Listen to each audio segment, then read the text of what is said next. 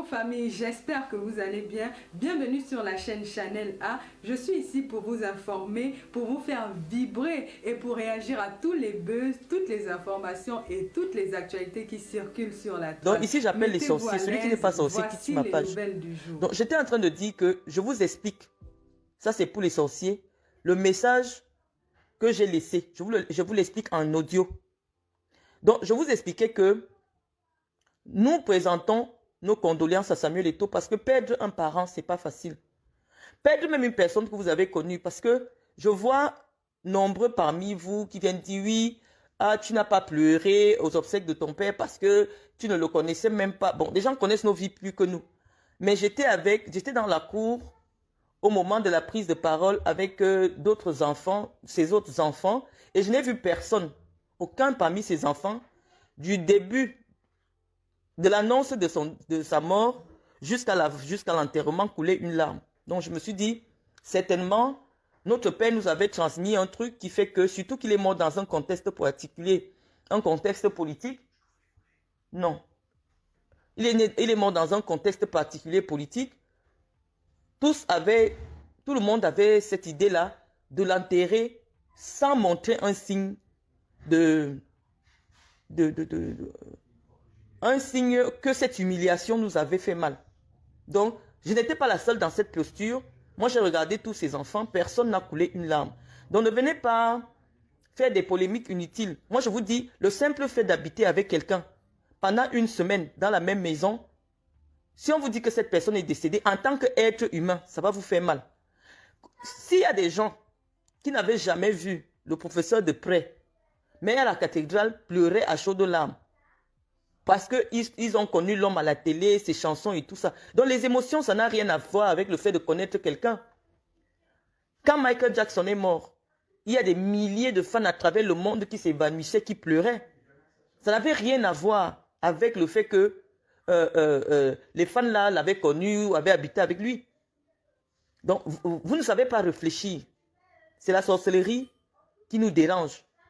Parfois, même quand vous n'aimez pas quelqu'un, ne venez pas vous faire violence sur sa page. Quittez simplement et ne suivez plus la personne. Parce que parfois, on a l'impression que la haine vous abrutit. Où est le rapport entre le fait de ne pas pleurer? Moi, je vous dis, les politiciens forment leurs enfants d'une façon. Les politiciens sont formés d'une façon. Même lorsqu'un politicien veut pleurer, un vrai politicien, c'est quand c'est calculé. Parce qu'il sait que ça, c'est le moment de déclencher une petite larme.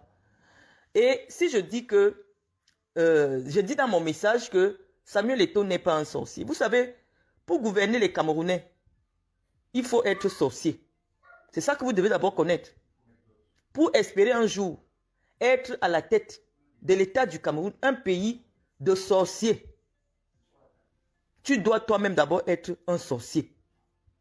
Et c'est pour cela que je m'explique. Parce que si Samuel Eto'o avait en son fond intérieur l'ambition de briguer la présidence de la République, il devait savoir qu'un homme d'État a une tenue. Une tenue, c'est quoi? Il ne faut jamais être dépassé par les événements ou être trop expressif de ses sentiments. Je vais vous prendre un exemple.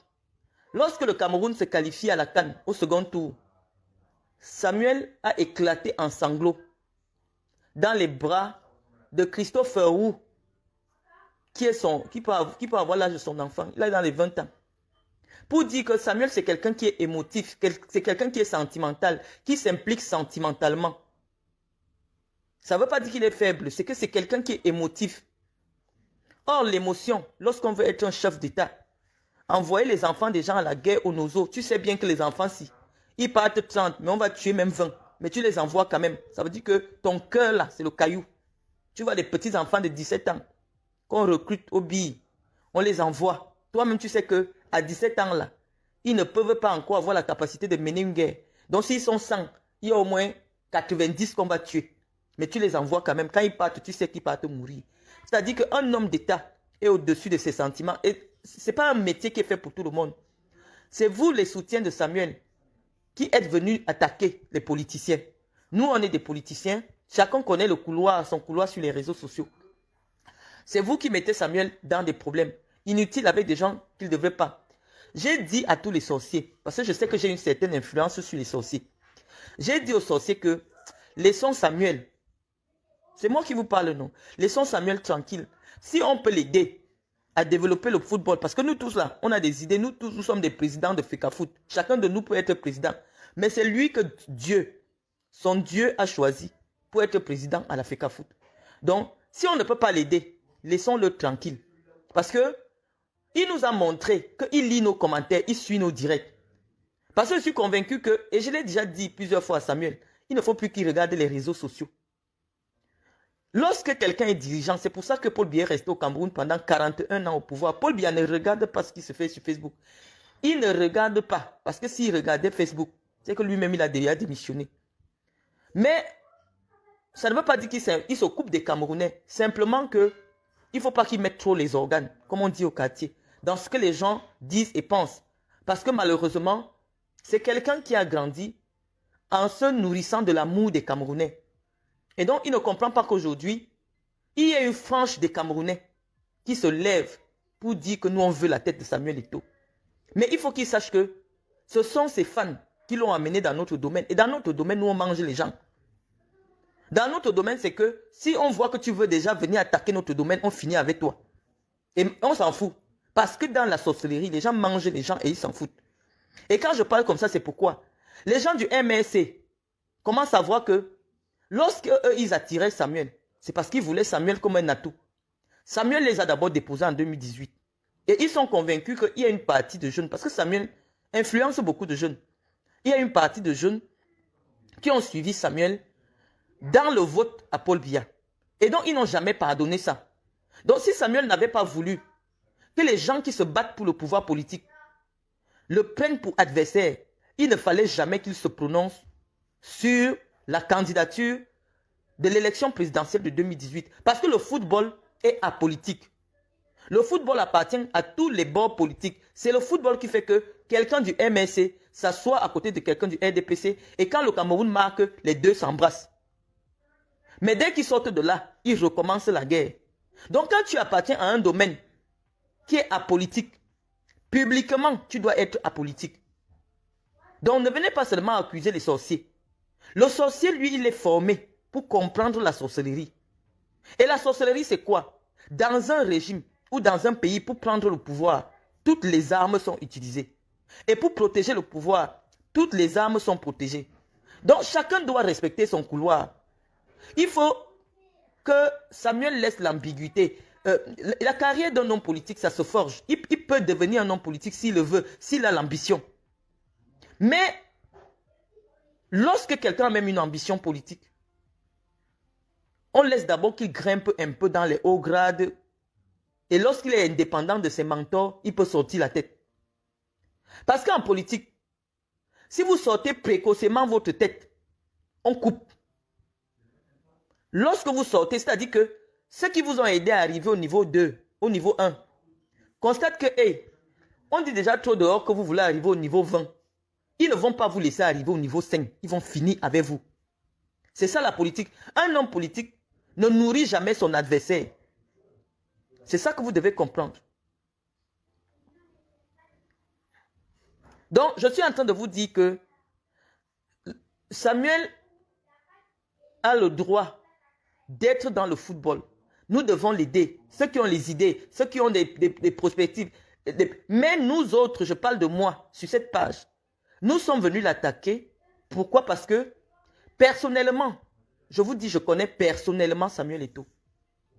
Et mon témoignage sera celui de plusieurs personnes qui ont côtoyé Samuel Eto'o de près. Samuel Eto'o, c'est un homme de cœur. C'est quelqu'un qui met les organes, même dans ses relations avec les gens.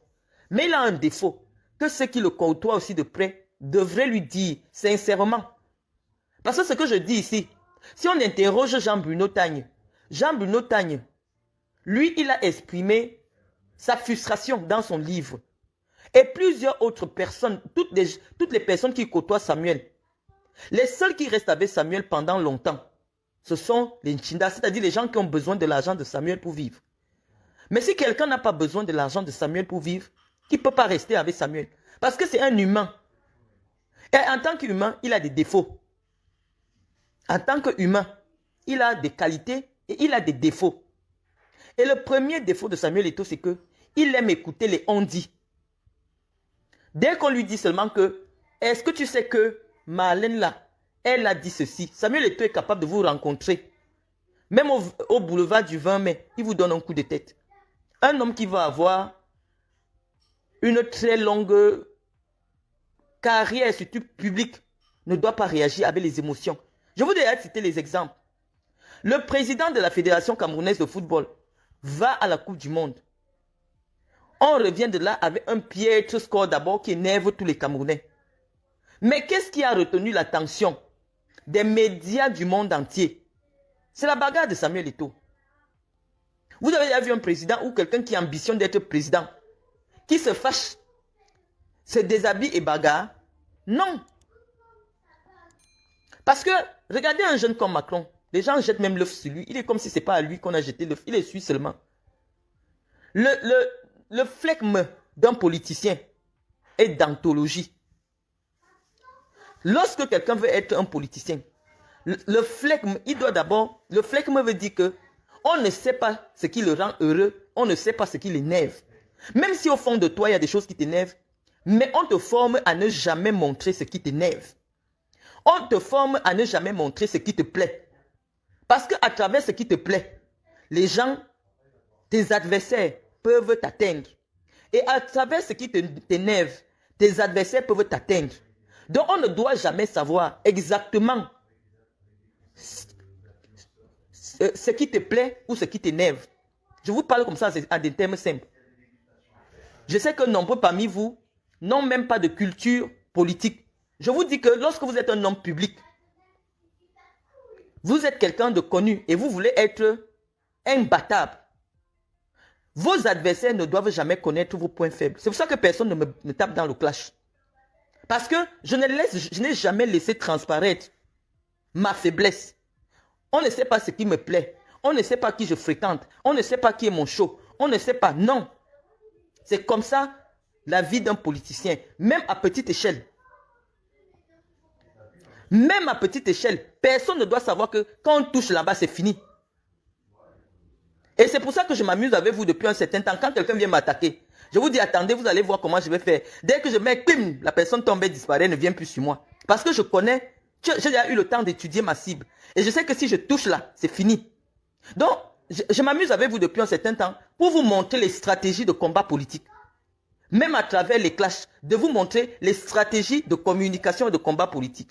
Et c'est ça que nous faisons ici. C'est-à-dire que nous disons qu'un homme d'État, aux États-Unis, le président de la République a le code nucléaire. C'est-à-dire le code qui peut effacer tout le monde entier. Et donc, si tu veux être président du pays qui a le code qui peut effacer tout le monde entier, tu ne dois pas être quelqu'un qui est sentimental. Tu dois être quelqu'un qu'on te dit même que on est venu raser, comme ce qui s'est passé au World Trade Center.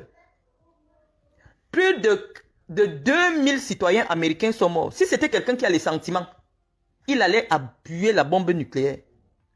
Mais on te dit non. Même si je dis que tu restes seulement tranquille. Même si ça te pénètre, comment tu restes tranquille. C'est ça qu'on est en train de... C'est ça que je suis en train de vous apprendre. Je vous ai dit que nous ici, c'est l'université du canapé. Donc, devant chaque actualité, je vous fais ressortir les implications politiques. Pour dire que le combat que les églisiens ont amené sur nous les sorciers est un combat déséquilibré. Parce que eux, ils ont pour guide quelqu'un qui est sentimental, qui aime les gens, il est humain. Son métier, c'est un métier des émotions. Samuel a toujours voulu avoir ses supporters, donc les gens qui l'aiment inconditionnellement. Et il marque des buts pour eux. Mais nous disons que quand on sort de la politique, nous tous nous sommes des fans de Samuel. Il n'y a personne qui est fan de Samuel comme moi. Quand on sort du domaine de nos intérêts politiques, je vous parlais de la raison pour laquelle moi-même, je suis en brousse avec Samuel. J'étais chez moi. Samuel et Justin Tagou m'ont téléphoné de venir soutenir comme il devait partir à la présidence de l'Africa Foot. Je me suis levé. Je suis parti au Mont Fébé.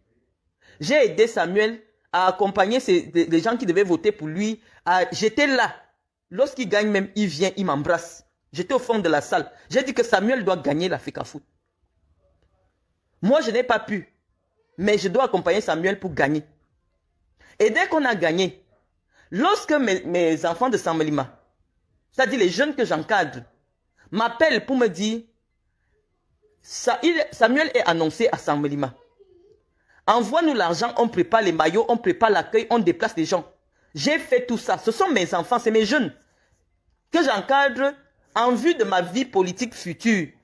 Donc j'investis mon argent pour entretenir les jeunes, vous voyez. Les enfants m'appellent, je mets la mobilisation. Tout le monde sait que je n'aime pas me déplacer pour venir à des événements. Mais exceptionnellement, parce que Samuel m'a personnellement appelé dans son affaire. Je quitte le matin à 6 h de Yaoundé. Parce qu'on me dit que Samuel arrive à 10 h. Je dis, il faut que je vienne installer tout. Que les enfants aient l'eau, les sandwichs. Je quitte à Yaoundé à 6 h du matin. Quand j'arrive à Samelima, mobilisation, vous avez vu les photos. Le commissaire central de Samelima vient me voir pour me dire que quand Samuel m'a vu à Samelima, il a demandé qu'on m'arrête publiquement. Que les gens m'humilient publiquement parce que on lui a dit que quand on était aux élections au Mont-Fébé, c'est à moi que Sédou Mbombo Njoya a remis l'argent pour corrompre les électeurs, pour qu'on vote pour lui. Un homme politique doit savoir que quand il y a déjà la victoire, les gens cherchent le positionnement. Et il y a des gens dans ma région qui pensent que si moi je suis à côté de Samuel Eto'o, eux ils n'auront pas la place qu'ils veulent à côté de Samuel Eto'o dans le football au sud. Même s'ils ne font rien pour le football au sud, ils savent que mon trop plein de dynamisme, ça fait de l'ombre à beaucoup. Donc ils ont utilisé une arme pour m'abattre à côté de Samuel. Mais si Samuel était un homme politique mature, il allait attendre d'avoir sa propre idée. Puisque la veille, moi je ne me passais même pas à côté de son affaire. C'est lui-même qui m'a appelé avec Justin Tagou. Donc moi je fais ma mobilisation avec mon argent parce que en tant que politicienne, j'ai envie de récupérer les fruits politiques. Toi tu viens baisser mon charisme devant mes gens. Que j'ai les enfants des gens que j'ai sortis des villages et tout. Toi tu veux venir m'humilier devant eux. Dans mon propre village. Vous voyez ça comment? J'avais quel problème avec Samuel? Si j'avais un problème avec Samuel, Samuel n'allait jamais m'appeler. Si j'avais un problème avec Samuel, quand j'étais au Mont-Fébé, tout ce qui était avec Samuel, quand Samuel sort de sa chambre d'hôtel, la personne qui l'appelle, c'est moi. Mais pourquoi Samuel veut venir m'humilier en plein cœur de Samelima? Il demande qu'on doit m'arrêter. C'est le commissaire qui dit. Le commissaire principal de Samelima. Qui dit que vous ne pouvez pas arrêter Marlène. Vous allez créer un désordre ici parce que 60% de la mobilisation qui se fait ici, c'est Marlène. Donc vous deviez entendre qu'on m'a arrêté à Samelima, ou on m'a bousculé à Samelima, on m'a humilié à Samelima. Sur ma propre mobilisation que j'ai fait avec mon argent. Pourquoi? Parce que Samuel est émotif. Et les gens qui le connaissent le savent. Il suffit que tu dis quelque chose à Samuel, il réagit, pip pip. On dit un homme public, surtout à qui on voit en qui on voit un destin national, ne doit pas être émotif. Parce que même si vous dites maintenant que Samuel est candidat, la première photo que les gens vont sortir, c'est sa bagarre au Qatar. Tu arrives dans un milieu où les présidents des fédérations, le monde entier est réuni en termes de caméra. La bagarre sort d'où? Même si quelqu'un t'a dit quoi, tu te calmes. Même si quelqu'un t'a insulté que quoi, tu te calmes. Parce que tu deviens un personnage central, un personnage qui représente l'image de tout un pays dans le domaine du football. Quand toi tu te bagarres là, les enfants qui jouent au quartier vont faire comment? Or, dans le domaine du sport, on est là pour apprendre la non-violence aux joueurs et aux supporters de football. L'idéal du sport, l'idéal du football, c'est d'apprendre le respect, la non-violence dans et en dehors des stades. Donc lorsqu'on dit que quelqu'un est trop sentimental, on va vous dire les sorciers n'ont pas de cœur. Pour entrer en sorcellerie, il faut pas avoir, il il ne faut plus être un être humain. Parce que tu devras avaler les couleuvres. Et sur ton chemin, pour arriver au sommet de la pyramide, tu vas écraser des gens. C'est ça la politique. Vous avez vu Marine Le Pen. Elle a fini avec son propre père en France. Son père jusqu'à aujourd'hui dit qu'il ne veut pas la voir. Mais elle avait besoin d'écraser son père pour arracher le parti de son père et éliminer tous les gens qui ont accompagné son père pendant des années. Parce que c'est la politique. Et elle a fait ça pourquoi? Parce que son père l'a formé à être comme ça. C'est comme ça que les politiciens forment leur père. Que s'il arrive un moment que la pièce qui te manque, c'est moi, abat-moi. Les politiciens enseignent comme ça à leurs enfants. C'est pour ça que vous autres, vous n'allez jamais comprendre que, mais comment Marlène peut s'asseoir et parler de Chantal Biya? Parce que moi, je vois que Chantal Biya commence à porter atteinte à mon intérêt politique, qui est Paul Biya. Je veux que Paul Biya quitte le pouvoir en laissant une image de grandeur. Mais lorsque Chantal Biya commence à filmer Paul Biya comme un bébé, comme un n'importe quoi, alors que nous, on a une image de grandeur de Paul Biya, je la bats. Je vais sortir une balle et elle-même sortie sur les réseaux sociaux, ne sort plus sur les réseaux sociaux. Parce que nos intérêts politiques sont en danger. Et nos intérêts politiques sont au-dessus de nos sentiments familiaux. C'est ça que vous devez comprendre. Mais si on ne prend pas le temps de vous expliquer, vous allez dire que oh, c'est les folles. Parce que vous n'êtes pas des enfants de politiciens. Le politicien enseigne à son enfant que si tu entres dans un groupe et on te dit que la dernière pièce, c'est moi, vends-moi. Et l'enfant du politicien va vendre son père. C'est ça que vous devez comprendre. Donc lorsque vous vous levez, vous donnez des destins aux gens. Prenez le temps d'aller leur demander que est-ce que toi-même tu veux. Parce que lorsque vous commencez à rendre Samuel trop populaire en le mettant en conflit avec nos mentors politiques, nous on va entrer sur vous en vrai. Et avec les armes politiques. Et les armes politiques sont des armes à destruction massive.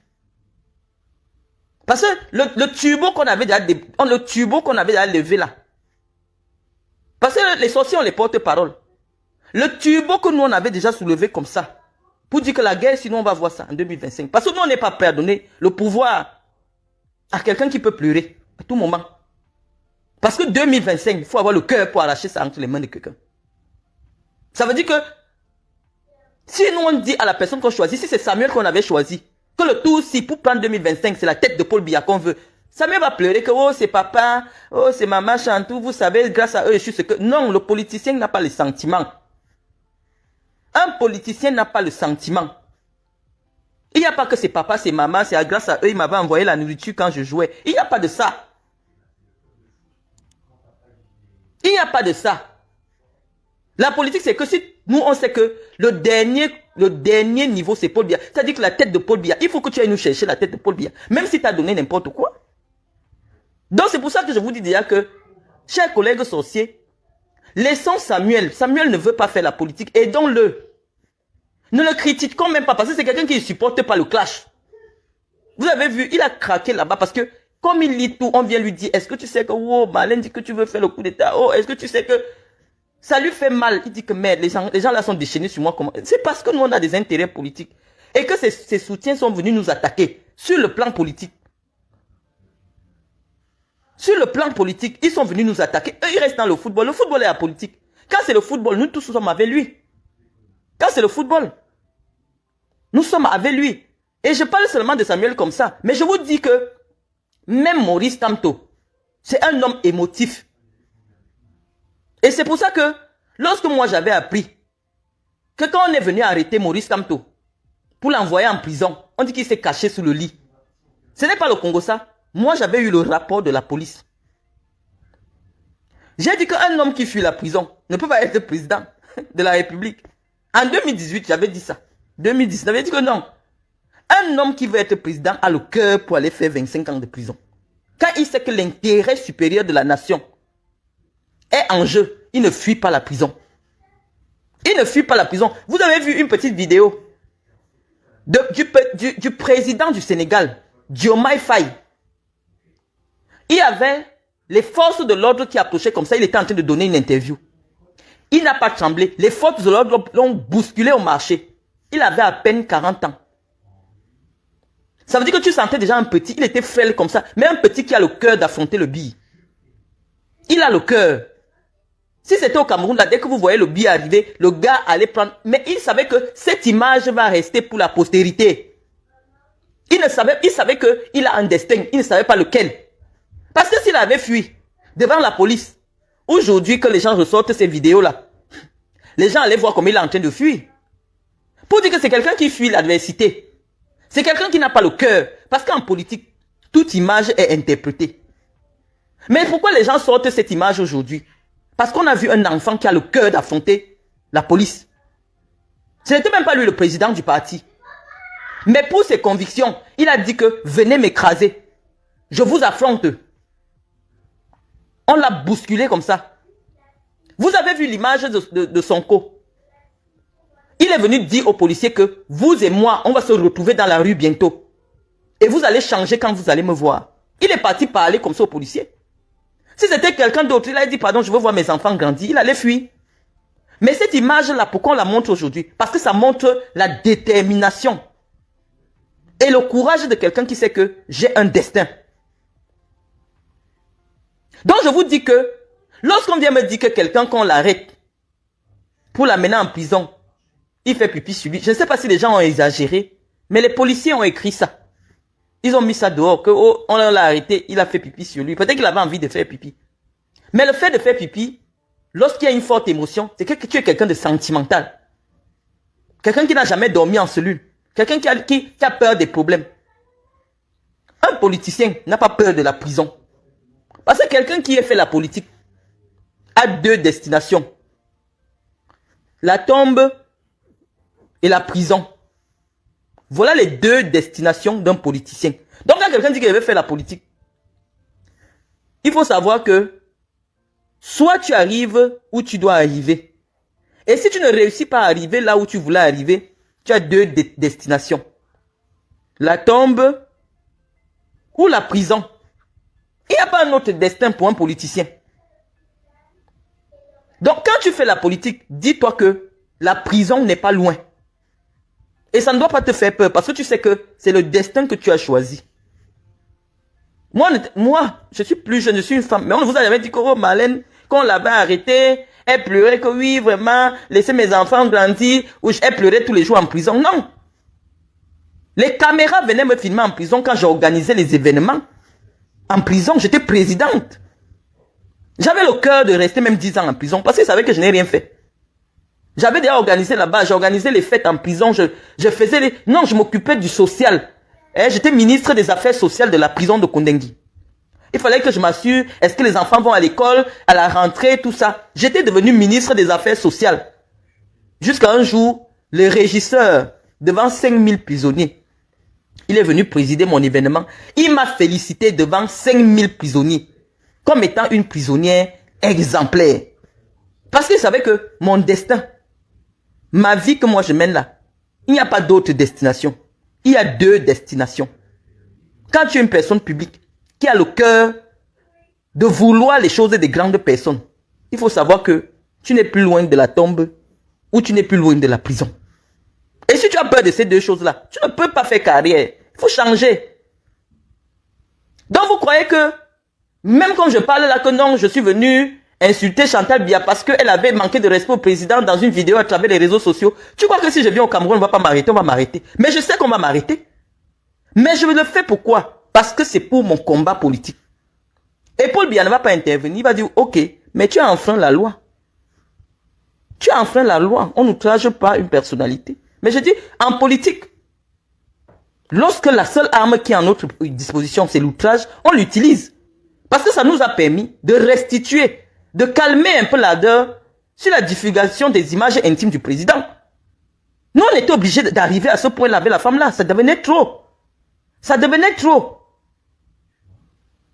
Le président est fragile, vous le montrez en petite chemise, vous montrez comment il veut mettre la cuillère dans la bouche, les mains tremblent. Ce n'étaient pas des images que nous voulons laisser à la postérité en ce qui concerne cet homme. Que nos parents ont accompagné, que nos grands-parents ont accompagné. Donc il fallait qu'on se lève en vrai. Et tout le monde n'a pas la visibilité dans mon camp. Donc ne dis pas que pourquoi tu penses que c'est toi qui devais parler. Tout le monde n'a pas ma visibilité.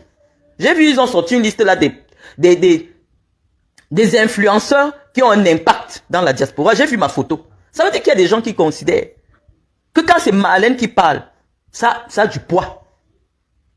Et donc nous disons que Samuel Eto'o n'est pas notre adversaire. Moi j'ai vu ça hier. Eto'o n'est pas notre adversaire. Il ne peut pas être notre adversaire. Nous sommes trop sorciers pour lui. Nous devons laisser Samuel tranquille. Il gère bien l'Africa Foot. Nous avons les idées. Nous les sorciers, je ne parle pas de moi personnellement. Si vous voulez l'aider, faites la sorcellerie pour que les lions gagnent. Faites la sorcellerie parce que c'est le Cameroun qui sort grandi. Samuel n'est pas encore à la hauteur de l'ambition que ses supporters voudraient qu'il porte. Samuel est encore dans l'émotion des stades. Quand on gagne, on pleure. Quand on perd, on pleure. Non, en politique, même si tu perds, tu ne pleures pas. C'est interdit de pleurer. Et quand tu gagnes, tu ne pleures pas. Parce que même le jour que tu gagnes l'élection présidentielle, si tu pleures trop, on va dire, oh, donc le type si même quand tu gagnes, tu dois avoir le visage serré d'un homme d'État. Parce qu'on vous dit que l'État, ce n'est rien d'autre qu'un monstre froid. Le monstre froid, c'est que on ne sait jamais s'il est content, s'il est fâché. Et on dit que être chef d'État, c'est incarner le monstre froid. C'est incarner, parce qu'on dit que dans l'article 9 de la Constitution, le président de la République incarne l'État. Et l'État est un monstre. Un monstre qui est froid. Si toi on te dit que tu incarnes quelqu'un qui est froid et qui est un monstre, toi tu commences à pleurer. Dès que tu es content, tu pleures. Dès que tu es fâché, tu pleures. Les gens m'ont dit que non, tu ne peux pas. Incarner quelqu'un qui est un monstre et qui est froid. Donc c'est ça que je suis en train de vous expliquer. Que ce n'est pas un problème personnel. C'est que moi j'ai investi pour ma politique assemblement. Samuel a voulu venir baisser mon charisme sur mon propre argent. Sur mon propre déploiement, alors que c'est lui qui m'avait appelé. C'est pour ça que j'étais fâché. Il m'a attaqué en politique. Et quand tu m'attaques en politique, je dois commencer maintenant à te répondre en politique parce que je laisse l'amitié de côté. Moi, mon seul intérêt de sortir les enfants comme ça, c'était mon intérêt politique. Donc Samuel ne doit pas faire... Et ça, c'est son comportement. Il veut rayonner tout seul. Il faut qu'il sache que dans toute ambition, il y a une convergence. Dans une ambition majeure, il y a une convergence. Il y a plusieurs ambitions qui convergent ensemble. Les gens qui accompagnent Paul Biya là, ils savent que oui, nous on va aider Paul Biya à devenir président. Mais Paul Biya leur laisse aussi l'opportunité d'être des ministres, d'être des chefs de service. Quand toi tu veux être seul, à briller, et tu veux mettre la saleté sur tout le monde, les gens vont travailler pour te salir aussi. Parce que toi, tu veux briller seul. Tu veux qu'on t'aime toi seul. Dès que Samuel va enlever la psychologie de l'avant-centre, parce que c'est ça la psychologie d'un avant-centre dans une équipe de football. Il veut que tout le monde joue pour lui donner le ballon, pour qu'il marque.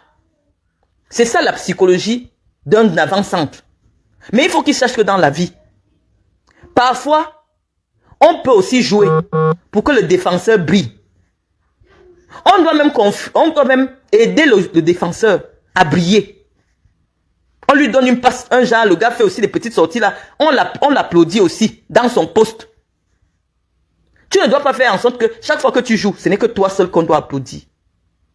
Et dès qu'on ne t'applaudit pas, ou bien tu te rends même pas compte qu'on applaudit aussi les autres, tu commences à financer pour que les gens insultent tes collègues. Oui, Samuel est venu à l'Africa Foot, il finance les influenceurs. On a vu aux obsèques. Tous les détenteurs de pages Facebook ont reçu des frais de déplacement, ont reçu toutes les commodités pour être au deuil. Ça a été le deuil le plus relayé des réseaux sociaux. Mais en même temps qu'il est devenu comme le patron des blogueurs, dès que quelque chose concerne Samuel, en conflit avec une personnalité politique, les blogueurs que lui, il paye pour promouvoir les activités de l'Africa Foot, commence à financer la guerre, à promouvoir la guerre entre Samuel et les politiciens. Je vous dis que vous ne savez pas faire votre travail. Encore qu'il y a une école pour former quelqu'un qui a la page Facebook. On sait que c'est lui qui sponsorise toutes les pages Facebook un peu connues. Mais vous ne devez pas le mettre en conflit avec les hommes politiques parce que les hommes politiques sont sans cœur. Samuel vous finance pour promouvoir le football. Quand il y a un match, hein, vous prenez vos caméras et vos téléphones. Ça peut faire le direct. Vous montrez les matchs. Quand la FECAFOOT a une activité, vous montrez. Mais lorsque vous entendez déjà des problèmes avec les ministères, avec ceci, avec Paul Biya, ne faites plus cette comparaison-là parce que vous allez réveiller le parti politique des sorciers. Vous avez vu, les gens vous ont analysé que pour la première fois, on voit le MRC et le RDPC ensemble. C'est parce que le RDPC et le MRC voient leurs intérêts attaqués.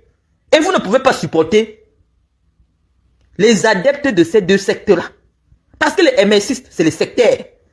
Les RDPCistes, c'est des sectaires. Donc quand vous portez à vous seuls, hein, les églisiens, vous décidez que vous allez porter le RDPC. Parce que vous êtes en train de dire que 2025, c'est Eto'o qui enlève Paul Biya.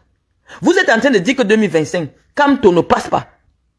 C'est Samuel Eto'o. Ça veut dire que vous mettez à dos deux grands groupes intrépides en matière de communication sur les réseaux sociaux.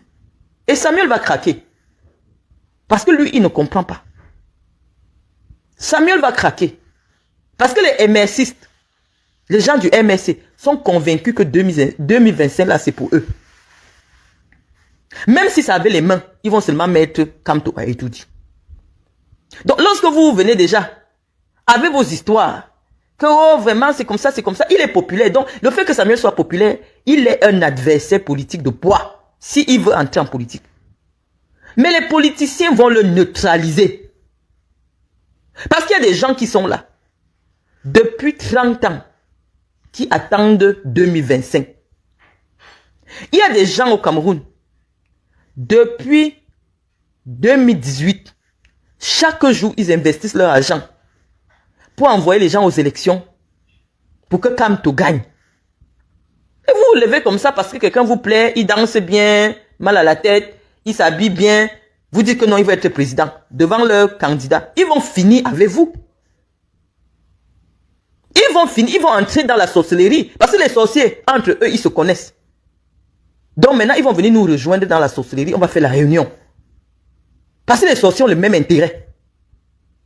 C'est pour ça qu'ils s'entendent. Lorsqu'on vous applique que oui, pour une première fois, le MSC, le L. Non! On sait qu'en sorcellerie, les sorciers ont le même intérêt. Les sorciers, quand il s'agit déjà de manger quelqu'un qui n'est pas sorcier, ils n'ont pas de camp. C'est ça que vous devez comprendre. Pour vous expliquer dans une terminologie qui vous plaît. Parce que quand il parle politique, là, vous ne comprenez pas. La politique, c'est la sorcellerie. Ça veut dire que tu n'aimes pas quelqu'un, mais tu t'assois à côté de lui. Si tu n'es pas sorcier, tu ne peux pas faire ça. Si tu n'es pas sorcier, tu sais bien que celui-ci ne m'aime pas. Vous avez vu l'acte politique que Moïse Kombi a posé. Il sait très bien que le père d'Eto'o est mort. Mais il dit que non, le président vient de nous apprendre que son père est mort. Prenons une minute de silence. C'est la politique. Oh, si on fend son cœur là, mais on va trouver son cœur en 10 000 parties. Le gars est sincèrement fâché. Que l'enfant s'est déterminé à me manquer de respect. Mais il garde la face. Publiquement parce que c'est la politique. C'est la politique. Il se lève, il dit minute de silence. Parce que lui, on ne va pas lui pardonner un petit écart. Il se comporte en politicien. La politique, c'est de savoir que cette personne ne m'aime pas. Mais si tu sais qu'en saluant cette personne publiquement, il y a peut-être 1000 électeurs qui vont commencer à s'intéresser à toi, salue-le. C'est pour ça que quand j'ai dit salue-le d'abord. Parce que ce n'est pas pour lui que tu salues, c'est pour les 1000 personnes qui sont derrière lui. C'est eux que tu veux séduire. Un politicien est permanemment dans la séduction. Pour répondre à ma soeur Boulou. Tellement elle est folle que son nom m'échappe toujours. Sandy de Boston. Qui me dit que Malène a dit que c'est eux que Maurice Kamto doit séduire. Un politicien est dans la séduction permanente. Un politicien est dans la séduction permanente, même dans le deuil. S'il coule une larme, la larme doit être calculée.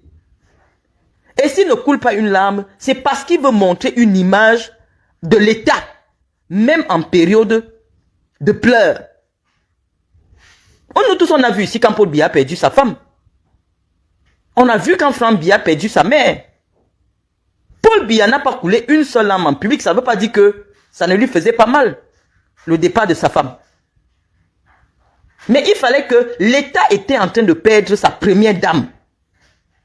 Si lui commence à pleurer, nous au quartier, on va faire comment? Et donc, parce qu'il doit montrer que malgré tout, malgré le deuil, l'État est fort. Il doit montrer que l'État fait le deuil avec dignité. Ça veut dire que même s'il a mal comment, il ne peut pas commencer à s'enrouler par terre. Parce que c'est lui, l'État. L'État ne tombe jamais. L'État ne pleure jamais. L'État ne peut pas pleurer. S'il n'était pas chef d'État, il n'y a pas de problème. Il peut pleurer et s'enrouler. Mais dès que tu es déjà chef d'État, l'État ne pleure jamais. C'est interdit de pleurer quand tu es chef d'État. Maintenant, vous, quand je parle comme ça, vous dites, oui, vous n'avez pas vu Ouattara qui a pleuré l'autre jour à la CAN. On dit non. Les hommes d'État ne sont pas les mêmes. Un homme d'État formé comme Biya, il sait que l'État, parce que nous on est inspiré de la France. Le chef de l'État est un monarque républicain. Le monarque républicain ne pleure pas. Le monarque républicain ne montre pas sa faiblesse. Paul Biya a lu Machiavel. Je ne sais pas si Ouattara a lu Machiavel. Machiavel dit que si tu veux le respect des gens, tue d'abord ta propre mère en public. Comme ça, quand les gens vont voir que, hey, le type si tue sa propre maman en public, ça veut dire que nous, il va faire comment? Les gens vont te respecter par force. Et c'est ça que Paul Biya applique. Vous pouvez voir quelqu'un qui a servi Paul Biya n'importe comment. Quand il décide que, actuellement, là, il faut qu'il livre quelqu'un aux Camerounais pour qu'ils oublient leurs problèmes. Il t'arrête, il te jette en prison. Il s'en fout. Parce que pour le moment, pour que les Camerounais ne se plaignent pas trop que, oh, il n'y a pas l'eau, oh, il n'y a pas ceci, il prend son propre fils spirituel, qu'on appelle Edgar Mebengo. Parce que les Camerounais se plaignent qu'il est déjà trop riche. Les Camerounais se plaignent que quand le gars passe, il coupe la route. Mais pour que les Camerounais ne pleurent plus, qu'il n'y a pas la route, il prend Edgar, il l'enferme en prison. Oh, c'est lui qui a élevé Edgar Alain Mebongo. C'est lui qui l'a élevé, c'est dans sa maison que Edgar Mebongo a grandi. Mais il prend Mebongo, il met en prison. Ça veut dire qu'il sacrifie son propre enfant. Quand les gens ont commencé à trop raconter que oh, Franck Biya peu, vous avez vu comment il a fini avec ça. Et nous, on est même venu encore ajouter. Il dit que pour le moment, tant que je respire, ça ne marche pas comme ça. Ça veut dire que les politiciens sont des sans-cœurs. Donc, en tant que soutien de Samuel, évitez-nous. Nous, on a déjà dit, il fallait que je laisse un message audio. Moi, sur ma page, je ne veux plus le commentaire de Samuel Eto'o. Celui qui vient encore mettre le commentaire sur Samuel Eto'o, non seulement j'efface, mais je le bloque. Parce que vous nous perdez le temps. Je vous ai dit ça depuis le début. Samuel ne peut pas être notre adversaire. Moi personnellement, j'étais fâché avec lui parce que il a voulu venir baisser mon charisme sur mon propre argent, ma mobilisation que j'ai faite pour lui faire honneur. Simplement parce que je savais que c'est mon ami. Mais comme lui, il aime écouter le Congo, ça, il aime écouter les... Moi, je n'ai jamais parlé à Sédou Mbombo Njoya. Quel est mon intérêt? Sédou a été président. Il m'a donné quoi? Moi, je voulais que mon ami devienne président de la fédération. Parce que je savais que quand il descend chez nous comme ça nous fait aussi une visibilité sur le plan politique. Nous, c'est la politique que nous on fait. Même quand on vient mettre l'argent dans le sport, quand je distribue les équipements, je réunis les enfants et Ebolo va les équipes, c'est la politique. Même lorsque je voulais la présidence de la FECAFOOT, je me disais que avant d'arriver dans des postes politiques, je reste d'abord là à la Ligue régionale. Après, si je peux être à la FECAFOOT, je suis à la FECAFOOT. En attendant, parce qu'à l'époque, je n'avais pas l'âge pour vouloir plus. J'étais dans la vingtaine. Mon niveau de sorcellerie n'était pas encore bien élevé. Donc je disais que non, je grandis d'abord, je reste dans les petits postes de l'Africa Foot. Mais lorsque ta sorcellerie augmente, tu commences aussi à chercher ce qui est grand. Tu commences à chercher ce qui est haut. Parce que ton degré de sorcellerie a augmenté. Tu sais que tu peux affronter les dragons. La politique, c'est que tous les jours, ta prison n'est pas loin. On vous dit que c'est quel homme politique qu'on a même arrêté si c'est 157 fois. Le premier ministre, Kibafori, là, on a commencé à l'arrêter, il était étudiant. Tous les jours, il était en cellule. Aujourd'hui, il est même en exil. Mais toute sa carrière politique a été faite d'arrestation. Il ne faisait jamais un mois dehors. C'est comme si son totem, c'était la cellule. C'est pas parce qu'il volait, parce qu'il réclamait ses droits politiques. Et il est devenu premier ministre de Côte d'Ivoire. Pour vous dire que lorsque vous acceptez ce métier-là, qui est ingrat, parce que tout le monde ne réussit pas. Même au Sénégal, qu'on vantait que oh, le Sénégal, c'est un pays de démocratie, là. Il y a des gens qui ont eu les pieds coupés pour que le jeune Diomaye là arrive là-bas. Il y a des gens qui se sont sacrifiés. Des jeunes Sénégalais qui sont morts parce qu'ils ont dit que eux, ils veulent enlever Macky Sall pour mettre un jeune, Ousmane Sonko. Guillaume Soro, merci. Guillaume Soro a fait peut-être la cellule même 1000 fois. Donc lorsqu'on me dit au Cameroun que quelqu'un va être président, mais dès qu'il voit la police venir l'arrêter, il fait pipi. Je me dis que non, tu n'es pas prêt. Tu n'es pas prêt. La cellule, c'est la maison du politicien. Le palais, c'est la maison du politicien. Quand tu fais la politique, les policiers te connaissent même déjà. Moi, je n'ai pas encore une véritable étiquette politique. Mais tous les policiers du Cameroun me connaissent. Et je vais vous dire pourquoi. Un jour, comme je me baladais là, je prends le taxi, j'attache mon foulard là. Un policier, j'arrive, des policiers étaient en train de faire le contrôle au niveau du palais des sports. Je sortais de la briqueterie faire des dons. J'étais dans le taxi. Le policier stoppe le taxi. Il demande les papiers du taximan. Le taximan sort les papiers. Il se tourne, il me dit, madame, vos papiers. Dès que je tourne ma tête comme ça, il dit, oh, Marlène, donc c'est toi. J'étais dépassé qu'il me connaissait. Je n'étais pas maquillée. Il a dit que pas. Ça veut dire que si on me cherche à Yaoundé, je ne peux pas me cacher. Même grimé, tout policier qui se respecte connaît les visages des acteurs principaux. Que ce soit de la vie publique, que c'est de la vie cybernétique. Ils ont nos photographies dans leur mémoire. Tous les policiers me connaissent. Même si je m'habille comment, même s'ils vont te dire que voilà Marlène Mvoutou. Ça veut dire que dès que tu es déjà personne publique, ta vie est tous les jours entre les mains de la police.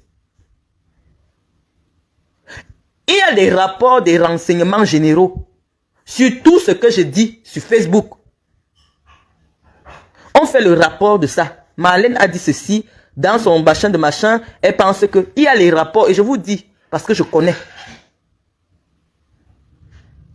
Un État sérieux comme le Cameroun ne laisse rien au hasard.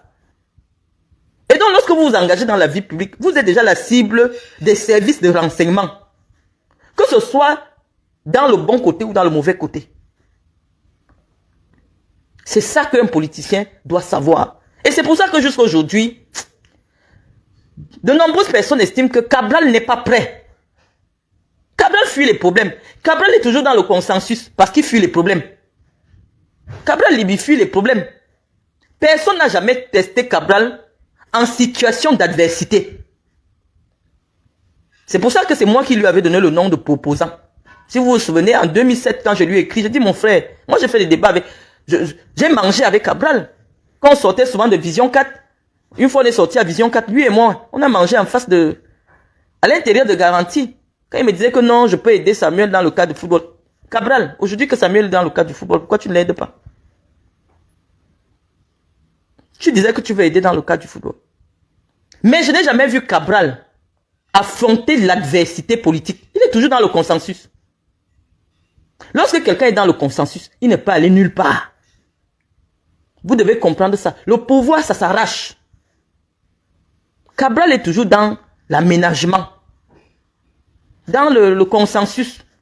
C'est moi qui lui avais donné le nom de proposant. Quelqu'un qui est toujours là pour dire qu'il propose, tu ne proposes rien.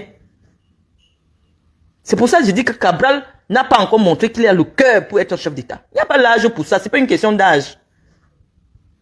Le Cameroun aujourd'hui, ceux qui vont enlever le pouvoir entre les mains des biaïstes, il faut des gens qui ont le cœur là. Si tu n'as pas le cœur là, tu ne peux pas. Parce que les gars en face, les gens qui attendent pour le départ de Paul Biya depuis 20 ans, depuis 30 ans, eux, ils sont prêts. Et ils ne vont pas laisser un plaisantin venir arriver au pouvoir. Non. Je vous dis que le Sénégal, que vous dites que oui, le Sénégal, Diomaye Faye a affronté dans la rue. On l'a arrêté plusieurs fois. La deuxième fois même, on a dit que non. Le tout, si tu pars en prison. 1 an de prison. 1 an de prison, il a tout perdu. Parce qu'on était fatigués, les petites cellules, 1 semaine, petites cellules, 2 semaines. Cette fois-là, on a dit que vous partez en prison. Il a fait 1 an de prison. Même moi, je n'ai pas fait 1 an de prison. Et quand il est sorti de là-bas, il n'a pas changé d'idée pour dire oui, commençons à faire des louanges, comme je vois les politiciens de Nkondengi. Dès qu'on les arrête, tous les jours, ils écrivent les lettres d'excuses à Paul Biya. Je dis, mais attendez, est-ce que vous connaissez même un politicien? Paul Biya vous a sacrifié pour que les Camerounais disent que c'est vous qui faites en sorte que le pays ne marche pas. Vous croyez qu'il va encore vous faire sortir de là-bas pour sortir, pour venir encore dans la vie? Même s'il entend que tu pourris, tu vas seulement pourrir là-bas. Il faut savoir que quand tu fais la politique, un jour tu peux servir de sacrifice à ton régime que tu as servi. Parce que le pouvoir politique, ça se nourrit de la sueur et du sang des gens qui le soutiennent. C'est la sueur. C'est la sueur des gens qui soutiennent un régime. Le sang des gens qui soutiennent un régime. C'est ça qui sert de carburant à ce régime-là. Donc quand tu soutiens Paul Biya, sache que si on dit à Paul Biya que 2025 là, Marlène a trop d'adversaires sur Facebook. Si tu fais arrêter Marlène, tu gagnes l'élection. Paul Biya va m'arrêter. Oh, moi je suis son soutien. Mais parce que la petite balle qui manque pour qu'il vous mette encore ça bien profond en 2025, c'est moi. Il va me prendre. Il va me prendre. Mais il n'empêche qu'au fond de sa tête, il va dire non, Marlène a servi de sacrifice. C'est pour ça que vous voyez souvent certaines personnes sortent de prison, on les nomme.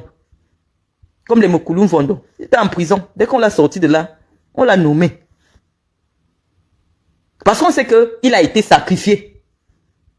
Pour une cause, à un moment donné, on avait besoin d'un sacrifice, on l'a sacrifié. C'est comme ça dans la sorcellerie.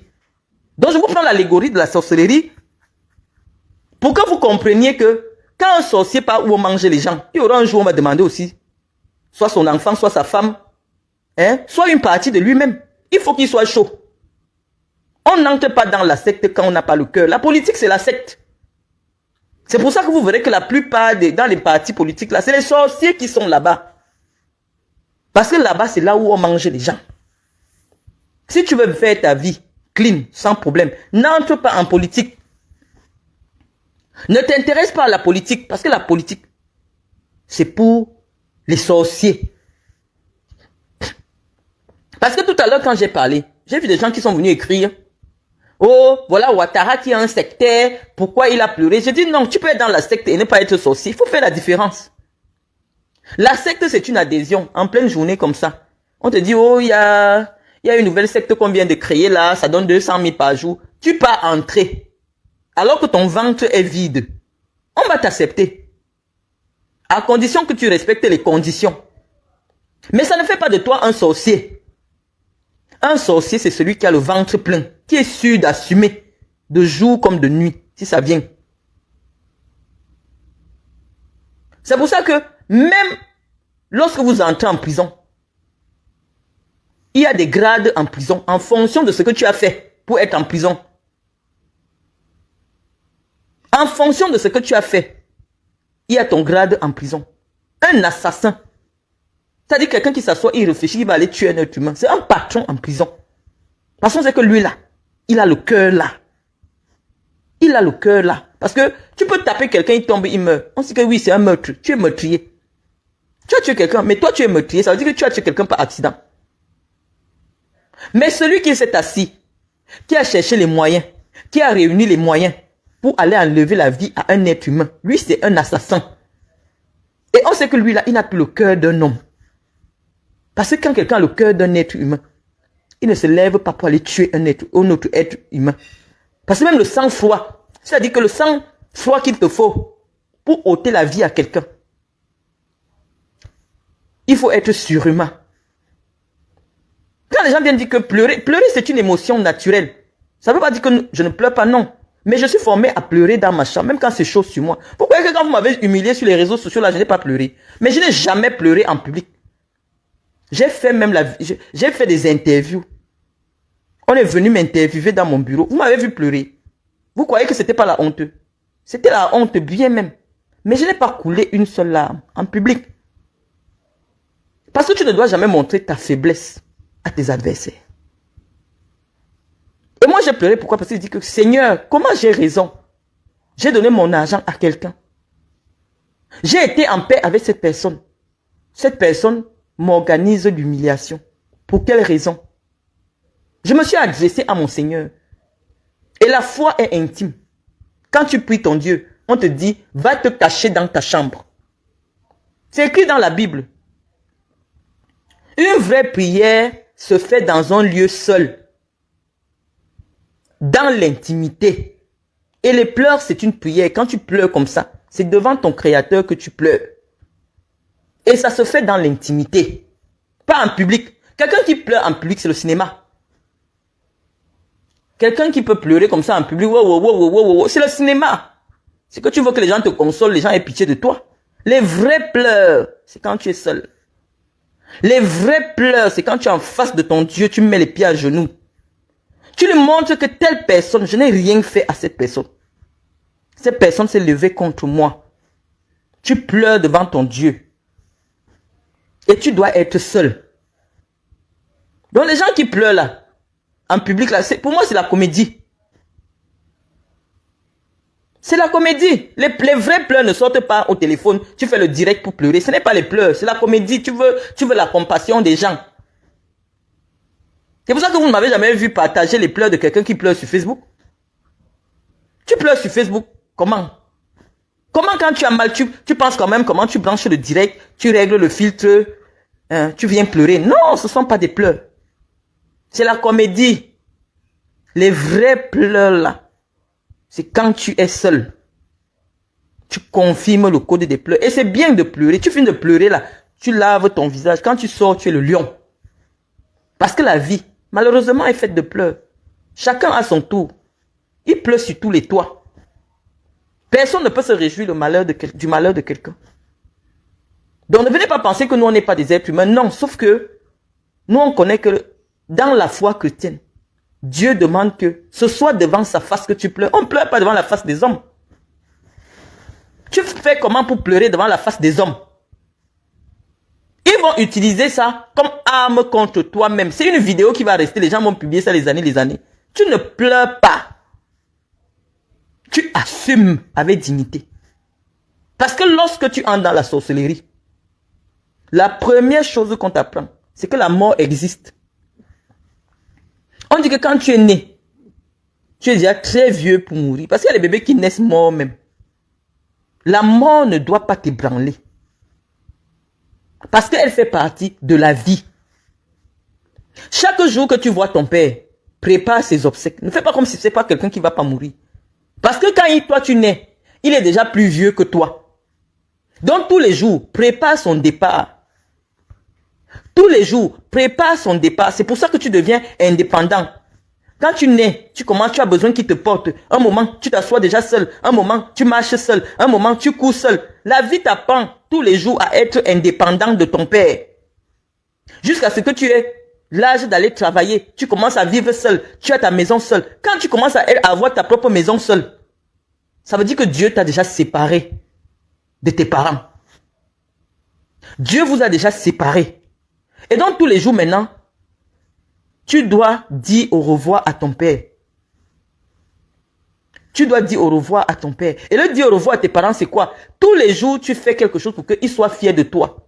Et que toi-même, tu sois fier de toi. Et donc, le jour de votre séparation physique, va venir trouver une longue séparation spirituelle. Parce que la mort n'est que la séparation physique. Il passe d'un autre côté, de l'autre côté. La mort n'est qu'une séparation physique. Parce que personne de vous, parce que je sais que les Africains ont trop peur de la mort. Parce que personne ne réfléchit. Avant que vous naissiez, vous étiez où? Vous étiez une petite goutte de sang qui ne représentait rien du tout. Un micron de micron. Parce que quand vous montrez quand l'enfant se forme, c'est micro truc. Donc, comme la vie est un cycle, comme tu as commencé, tu vas retourner comme ça. Tout, la terre est ronde. Donc forcément, on a simplement les différentes étapes de l'évolution jusqu'à retourner comme tu étais d'abord au départ. Et c'est parce que les Africains ne savent pas qu'un jour ils vont mourir que les gens de Vomoka ne préparent pas les obsèques de Paul Biya. Les gens de Sambalima ne savent pas qu'il y aura de grands obsèques à Sambalima. En tout cas, le challenge est lancé. Je suis sûr que si Paul Biya tombe là, il va faire 10 ans à la morgue. Parce que nous, on savait que la morgue, c'est une affaire. Moi, ma grand-mère, mon arrière-grand-mère, elle avait dit à ses enfants qu'elle n'aime pas la morgue. Parce qu'il paraît que lorsqu'on met quelqu'un à la morgue, son âme ne se détache pas vite. Bon, ce sont les spiritistes ou les spirituels ou les marabouts qui nous racontent ça. Donc, parfois, les hommes spirituels ne veulent pas qu'on les mette à la morgue. Les hommes qui sont des mystiques. Donc, quand toi, tu décides de mettre ton parent à la morgue, il ne doit pas rester longtemps. Tu dois mettre ton père maxi 3-4 jours. Maxi 3-4 jours, il sort de là. Mais lorsque tu vis sans préparer que le jour là va arriver, non. Parce que vous n'avez pas l'idée. Regardez seulement les simples obsèques du père d'un joueur international. Il a fallu 1 an. Parce que derrière toute actualité publique et politique, nous devons dégager des enseignements. Qu'est-ce que les obsèques du père de Samuel, au-delà de la belle maison que vous avez montée, des nourritures, qu'est-ce que ça vous enseigne? Ça vous enseigne que chaque jour, préparez le deuil de vos pères. Préparez. Parce que si le père d'un joueur international, et parce que Samuel savait que lui, il n'est pas n'importe qui. Parce qu'il faut mobiliser ça. Vous avez vu l'ancien président de la CAF. Vous avez vu les anciens présidents de la CAF. Vous avez vu les ministres. Vous avez vu. Plus tu es grand, et plus un deuil qui te concerne est un grand deuil. Qui prend beaucoup de temps à organiser. Parce que les gens viennent du monde entier. Regardez seulement le cortège. Heureusement que l'État s'est investi. Paul Biya est vraiment le père de Samuel Eto'o. Parce que j'ai vu la main du président dans les obsèques de Samuel. Le président a honoré Samuel Eto'o. Le président a mis sa main dans sa poche pour que cette histoire soit digne d'un enfant qu'il a aimé. Il faut féliciter Paul Biya. Parce que ce n'était pas évident. Donc, nous pensons que Paul Biya lui-même doit voir que, mais c'est pour enterrer le père d'une star mondiale. Parce que tous les Samuel de Samuel ne se sont même pas déplacés. Hein. Parce que s'il fallait que les Ronaldinho, les machins, les Cristiano Ronaldo, est-ce qu'ils devaient avoir la place? Est-ce qu'ils devaient même avoir la route? On a sorti seulement le cortège des voitures qui sont passées pour aller en Gambie. Les Camerounais sont sortis pour venir crier que regardez le cortège. On ne vous dit pas que c'est un ministre, on ne vous dit pas que c'est un président. Mais on a été obligés de creuser la route. Parce que rien que le cortège là, comme je vous avais dit la dernière fois, que quand ce sera le moment de Paul Biya, rien que le cortège de voitures, on aura déjà enterré, il y aura les gens qui ne seront pas encore arrivés en Balmayo. Parce que là, ce sera un chef d'État qu'on va enterrer. Ce n'est pas le père d'un joueur. Ce n'est pas le père d'un joueur qu'on va enterrer. On va enterrer un chef d'État qui a fait 41 ans au pouvoir. Donc je vous dis, Assemblement, notre combat en 2025, quelle que soit la personne qui sera présidente, nous devons lui dire que il y a de grands obsèques qui se préparent à Assemblement. Commencez à arranger les routes, il faut les hôtels, il faut ceci. Sinon le père là, il va faire même 20 ans à la morgue. Parce que Assemblement, il n'y a rien.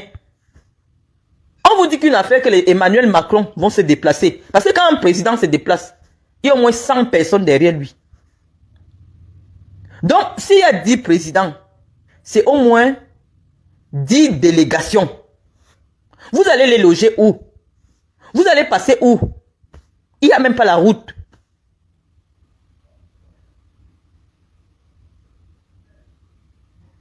Vous allez faire comment? Paul Biya lui-même doit confirmer qu'il a obligé, c'est pas même pas lui, David Eto'o a fait 1 an pour qu'on prépare ses obsèques.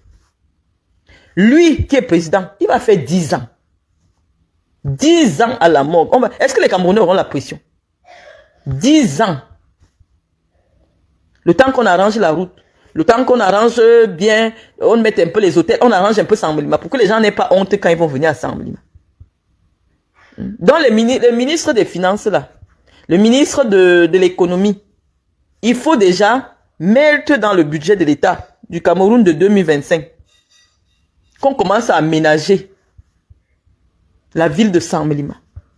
On aménage la ville de Moyomo Sala. Il n'y a pas un hôtel à Moyomo Sala. Et vraiment qu'on peut dire que s'il y a un président qui vient là, les présidents et leurs délégations peuvent dormir. S'ils sont à Yaoundé, les obsèques seront finis, ils ne seront pas encore arrivés. Parce que rien que les voitures, non, il n'y a pas la route. Yaoundé Balmayo, à l'heure actuelle, ne peut pas accueillir les obsèques d'un président. La route de Yaoundé Assemblement, non. Donc, commencez à préparer. Le deuil du père d'Eto'o doit nous montrer comment on enterre un grand homme. Parce que quelqu'un qui a accouché une star mondiale est un grand homme. C'est un grand homme.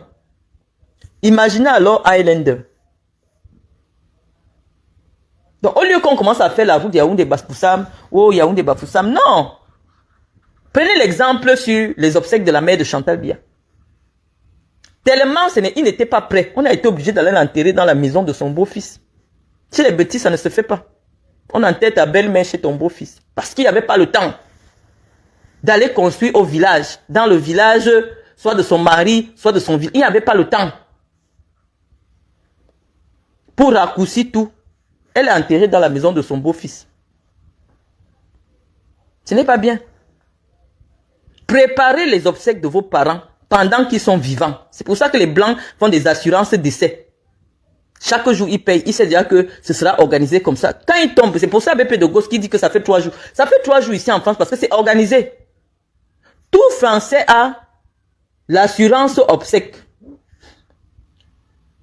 Ou alors les grandes familles là, ils ont déjà une société précise qui enterre les gens de leur famille là. Ils ont des contrats. Ils achètent des concessions dans des cimetières. Donc c'est déjà organisé. C'est pour ça que ça fait 3 jours. Parce que quand le blanc vit, il sait qu'à tout moment, il peut partir. C'est comme les musulmans. Les musulmans n'ont pas la pression. Même si tu es qui? Maxi 2 jours, c'est fini. On ne s'embrouille même pas qu'il faut le cercueil. Non. C'est pour ça que les musulmans ont une façon de vivre. Parce qu'ils n'ont pas la pression. Les blancs, tout est organisé. C'est pour ça qu'en 3 jours, maxi, c'est fini. Parce que c'est organisé. Chaque blanc qui vit, il organise chaque jour son départ. Quand il a les enfants, il sait que je dois mettre l'argent de côté pour le testament. Quand il vit, il sait que je dois acheter une maison. Comme ça, au lieu de payer un loyer, je paye plutôt un crédit. Quand je meurs, la maison revient à mes enfants. Et je fais le testament pour que les enfants ne restent pas se battre après moi. Voilà ce qui arrive quand un homme est responsable. Je dis, ne venez pas interpréter ce que je dis. Je dis que en 2025, quelle que soit la personne qui sera présidente de la République du Cameroun, la priorité dans les investissements publics sera de préparer les obsèques de Paul Biya. Voilà ce que je dis.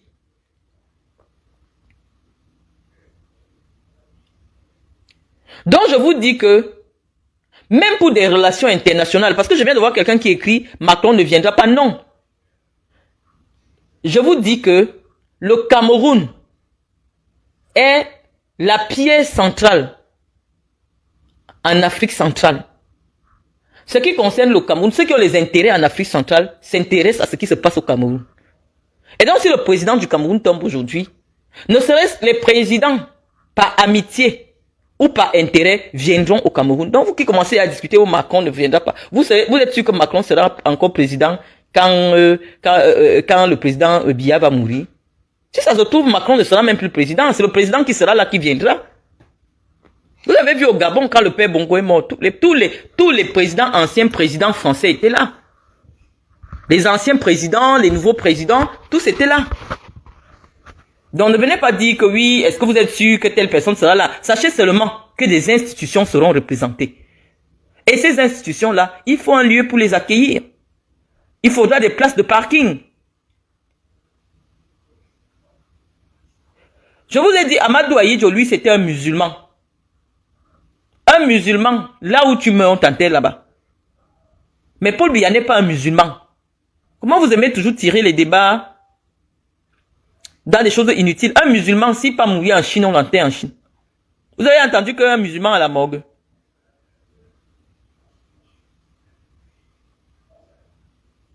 Donc, n'amenons pas des débats qui n'ont pas de sens. Les rapports avec Bongo étaient les différents. Non, le même rapport que les Occidentaux avaient Bongo sont les mêmes que Paul Biya aujourd'hui. Bongo avait déjà fait 41 ans au pouvoir. Et donc, il a vu passer plusieurs présidents.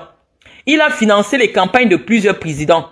Il était la pièce centrale de tout ce qui se faisait en Afrique centrale. Et c'est cette position aujourd'hui que Paul Biya a hérité. Personne ne peut rien faire en Afrique centrale sans consulter Paul Biya. Donc, c'est ça qu'on vous dit que si Paul Biya tombe aujourd'hui, ce ne sera pas n'importe qui.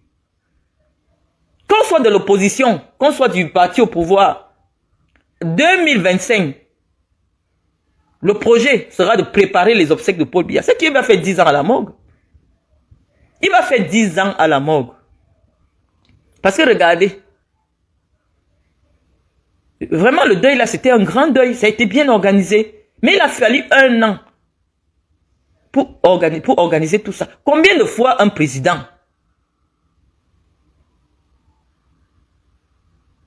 Donc, je vous ai dit, comme je connais déjà vos commentaires, je n'ai pas voulu qu'on fasse ces commentaires sous le poste de condoléances. Nos condoléances sont sincères. Parce que moi, j'ai connu le père de Samuel Eto'o. Lorsque nous étions en Afrique du Sud, j'ai habité le même hôtel que les parents de Samuel Eto'o. Nous étions au Fairmont Zimbali. Parce que lorsque les gars de la FECAFOOT, j'ai fait les problèmes avec eux, et je suis obligé de libérer l'hôtel, c'est l'avocat de Samuel Eto'o, Maître José Maria, qui me réserve l'hôtel dans l'hôtel que Samuel avait pris pour sa famille, au Fairmont Zimbali. Donc, je sais que dans toutes les compétitions de Samuel, moi j'ai été avec les Lions, j'ai toujours vu le père de Samuel. Samuel gagnait pour son père parce qu'il savait que son premier fan, lorsque les Lions perdent, lorsque les Lions gagnent, David Eto'o était là. Il ne manquait jamais une compétition. Il l'a accompagné partout. Je n'ai jamais vu un parent aussi impliqué dans la carrière de son fils comme l'était David Eto'o. Moi, je n'ai jamais vu le père de quelqu'un comme Carlos Kameni dans une compétition. Il n'est jamais venu. Ou sa mère, ils ne sont jamais venus. Je n'ai jamais vu les parents d'un lion. Mais tout le monde qui était avec les lions savent que quand il y avait une compétition, si les lions font 1 mois, le père David Eto'o est au stade tous les jours. Le père David Eto'o, Samuel va quitter la tanière des lions. Il va venir rencontrer son père. Son père va lui dire ce qu'il a pensé d'un match. Donc, je ne sais même pas si son père l'a joué au foot. Mais c'était un passionné. Moi, je l'ai connu. Je l'ai vu. Je n'ai jamais vu les parents d'un joueur de foot aussi investis que les parents de Samuel Eto'o. Même sa mère. Je me souviens quand Samuel jouait la première fois la finale de la Champions League. J'étais avec Yoyo à Paris. On était chez Tunjang à Paris. Il me disait que Samuel vient de faire venir près de 40 personnes pour suivre la finale de la Champions League. Donc, Samuel a toujours évolué dans ses combats avec sa famille, avec son père. Ils étaient toujours là. Donc, je peux comprendre sa douleur que maintenant que les vrais combats de sa vie commencent, parce que les combats du football, on connaît les règles. Les règles du football sont connues de tous. Mais les règles de la vie publique, les règles de la vie politique, ne sont écrites nulle part.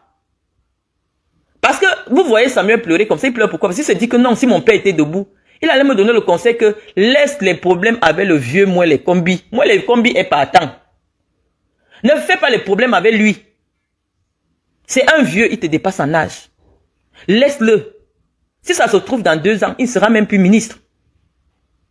Dans la guerre avec lui, tu vas laisser les plumes. Inutile. C'est pour ça que Samuel pleure. Parce qu'il lui manque ce conseil-là. Parce que j'ai l'impression que son père et sa mère, c'est peut-être les seuls qui l'écoutaient. Parce que Samuel aujourd'hui n'a aucun intérêt en 2024 de perdre les plumes. Dans un combat inutile, avec des gens qui sont partants. Avec des gens qui sont partants, quel est l'intérêt? On ne t'a pas consulté, on ne t'a pas consulté. Le problème c'est quoi? C'est ce que nous avons dit ici. Qui devait faire vu ignorer? Personne n'est venu l'attaquer parce qu'il était en deuil, non. C'est lui qui a créé le buzz. Et les Congolais des réseaux sociaux, leur travail c'est commenter. Lui-même il avait dit j'écris l'histoire, vous la commentez. Donc il a donné le travail des gens de Facebook, c'est commenter. Sauf que dans les commentaires maintenant, lorsqu'on va chercher les combattants politiques, les commentaires vont être violents, le combat va être violent et ce n'est pas le moment de subir ça. Il devait faire vu et ignorer. Il devait faire vu et ignorer. Il n'a aucun intérêt à l'heure actuelle d'être en combat avec Paul Biya. Paul Biya est partant. Paul Biya est partant. Ça ne sert à rien de le combattre. Et quand il va partir avec tous ces gens. Donc il n'a aucun intérêt. Mais il a manqué cette intelligence politique à Samuel. Et je me dis qu'il a pleuré parce que son père était couché. Son père n'était plus là pour lui dire non, Samuel, laisse le type là. Laisse le vieux là. C'est un sorcier. Laisse-le, laisse-le. Fais comme tu n'as pas vu, tu passes. Donc, les amis, je sais que vous comprenez souvent très bien quand je vous explique. Je vous dis, nos condoléances sont sincères. Parce que c'est des, nous, on ne fait pas semblant quand on quitte le domaine de la politique. On vient, on dit, nous, on dépose. On a porté Samuel une semaine, on a vu comme il a éclaté en pleurs. On dit non, nous, on n'est plus là. Parce qu'on sait que c'est la frustration, la pression qu'il a reçue dans les 2 ou 3 derniers jours là. Il a senti le feu sur lui et il a craqué. Sauf que c'est les gens qui communiquent pour lui, qui ne l'ont pas aidé, que ce n'est pas le moment de chercher les problèmes. Avec les 2 groupes les plus violents des réseaux sociaux, les gens du RDPC et les gens du MSC. Le PCN là, les petits bassards qui sont dans le PCN, ils n'ont pas le poids pour faire le combat. Les Bamileke, c'est des combattants. Quand tu vois quelqu'un qui combat sans règle, ça ne sert à rien de combattre avec lui. Les gens du MSC, les soutiens de Kamto, c'est des combattants sans règle. Même là où tu ne t'imagines pas qu'il va venir t'attaquer, il va venir t'attaquer là. Donc ça ne sert à rien, quand tu sais que tu n'es pas encore préparé, d'affronter des groupes pareils. Ça ne sert à rien. Parce que je vois les gars du PCN, eux aussi veulent le récupérer pour devenir sorcier. Est-ce qu'on crée la sorcellerie? Vous avez fait la sorcellerie depuis quand? Vous ne pouvez pas. Ce n'est pas dans votre ADN. Cabral, c'est un vierge en politique. Cabral n'est même pas encore dans les sectes. Pour dire que quand on attaque Cabral, les sectaires qui sont avec Cabral vont le soutenir. Cabral n'appartient à aucune loge ésotérique. Cabral Libi n'est pas encore entré dans une loge ésotérique au Cameroun. Parce que vous devez aussi comprendre que les soutiens là, que vous entendez qu'on soutient, ce sont des soutiens ésotériques. Votre leader n'a que son Dieu, il part à la messe. Vous les gens du PCRN là, qui voulaient aussi devenir sorciers sur Facebook. Votre leader, il n'a que sa Bible. Il n'est pas encore entré quelque part. C'est son génie, son talent que Dieu lui a donné. Qui a fait? Il a forcé les vieux là à lui donner une place de député. Et c'est son niveau de sorcellerie qui peut s'arrêter là, député. Ça peut s'arrêter seulement là-bas. Voilà son niveau. Mais Cabral n'est pas dans un cercle ésotérique. Parce que quand vous entendez les combats et les soutiens là, c'est que quand tu peux attaquer un camp ésotérique, toi tu ne connais pas que leur mentor est dans le camp là. Tu vois seulement les combattants sortir. C'est que maintenant là, c'est le soutien ésotérique. Tu as attaqué un des leurs. Même quelqu'un avec qui tu ne croyais pas que tu as les problèmes, tu vois, il vient seulement t'insulter. Parce que c'est la solidarité ésotérique. C'est la solidarité ésotérique. Vous venez entrer dans les combats sur Facebook, vous ne connaissez pas. Votre leader n'est nulle part. Vous les gens du PCN là, c'est un ventre vide. Il a les petits soutiens du village là. Même au village là, tout le monde ne soutient pas. Mais sachez que dans l'espace public, il y a des gens qui viennent par soutien philosophique et ésotérique. Donc quand vous voulez aussi venir apprendre la sorcellerie, oh, alors insultez tel, alors vous n'avez pas ça. Laissez ça, Cabral n'est pas dedans. Cabral c'est le leader des chrétiens. Cabral c'est les gens qui se lèvent seulement le dimanche pour aller à l'église. Donc laissez Cabral dans des combats inutiles, il n'en a pas besoin. Son niveau de sorcellerie ne peut pas permettre qu'il arrive un jour au palais. Il ne peut jamais. Parce qu'on vous dit que étoudie là, si ton ventre n'est pas rempli, tu ne peux pas traverser le portail.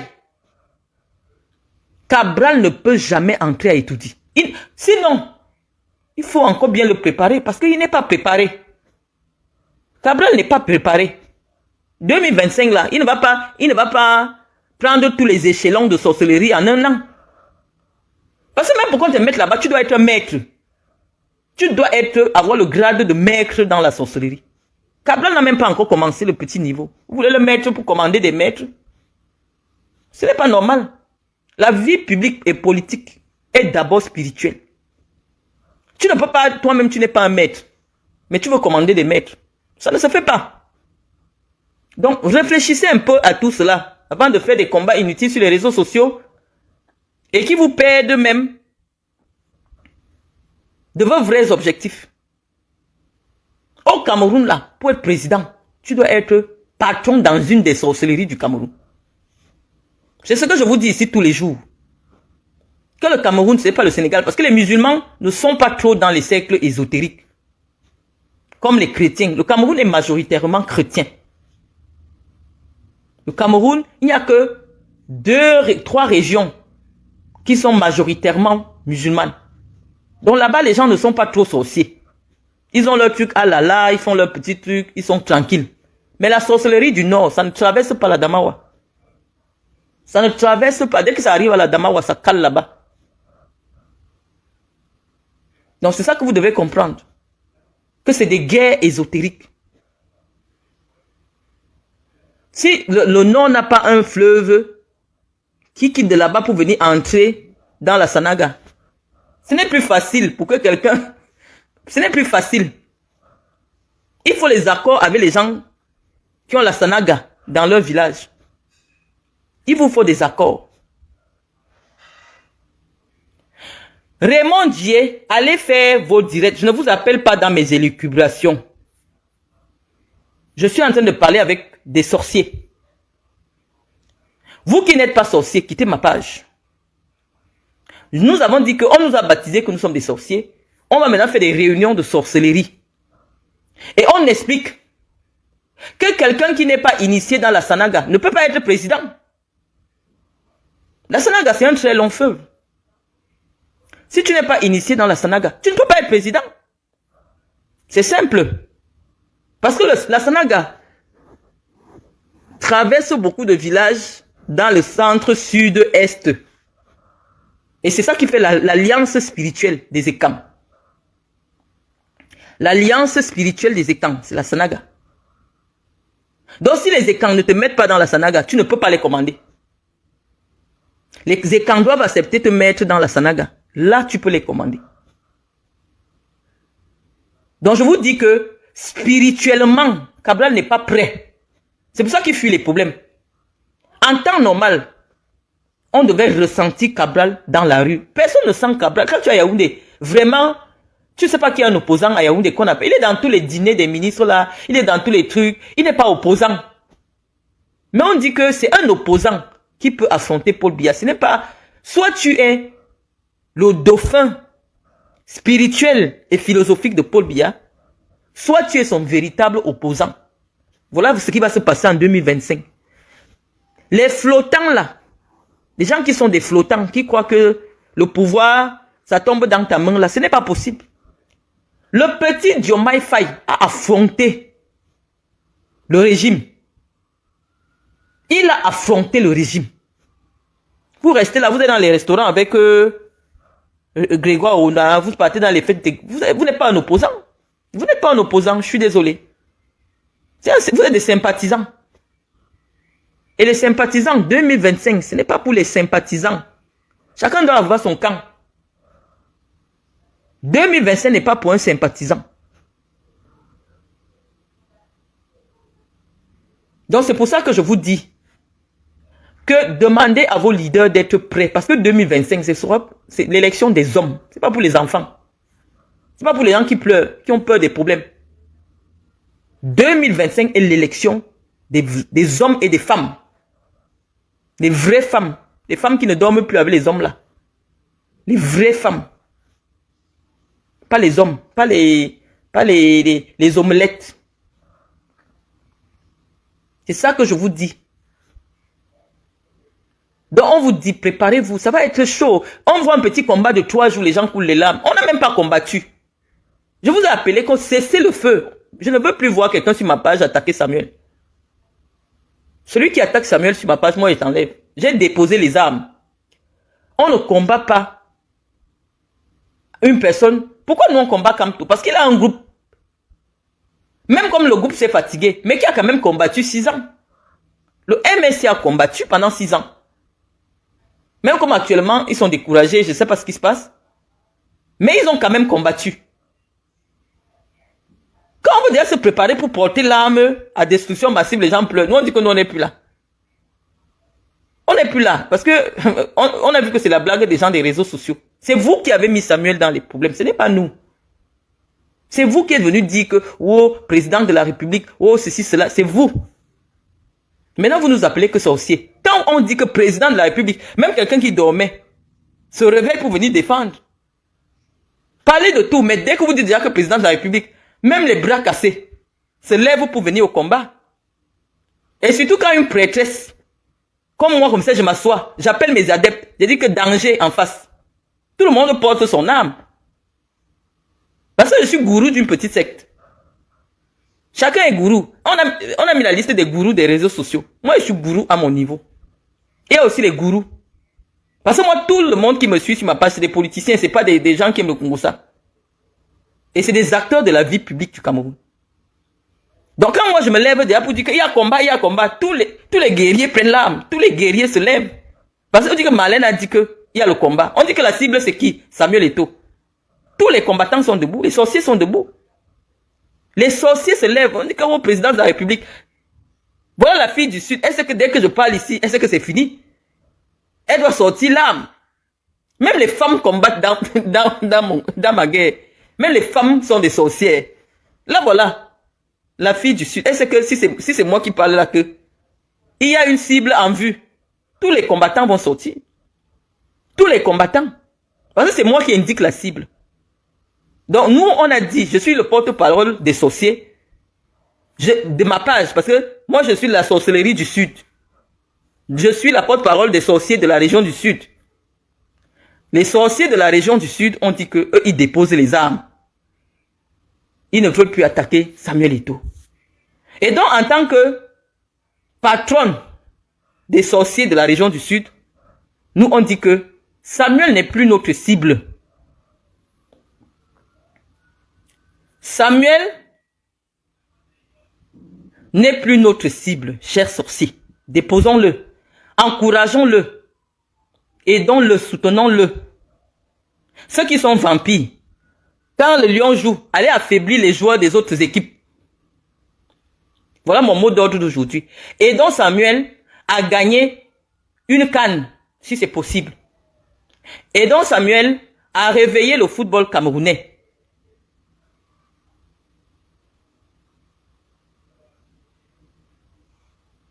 Quelqu'un me dit, Marie-Paul Aike, on va combattre Marlène, tu verras femme devant toi. J'ai dit que si jusqu'aujourd'hui, toi, on ne peut pas prendre ta photo pour coller à côté de ma photo. Ça veut dire que, en termes de sorcellerie, tu n'es pas encore à mon niveau. Tu vas me combattre tant où? C'est les singes de même catégorie qui combattent ensemble. Quel est le média qui peut prendre ta photo et coller à côté de ma photo?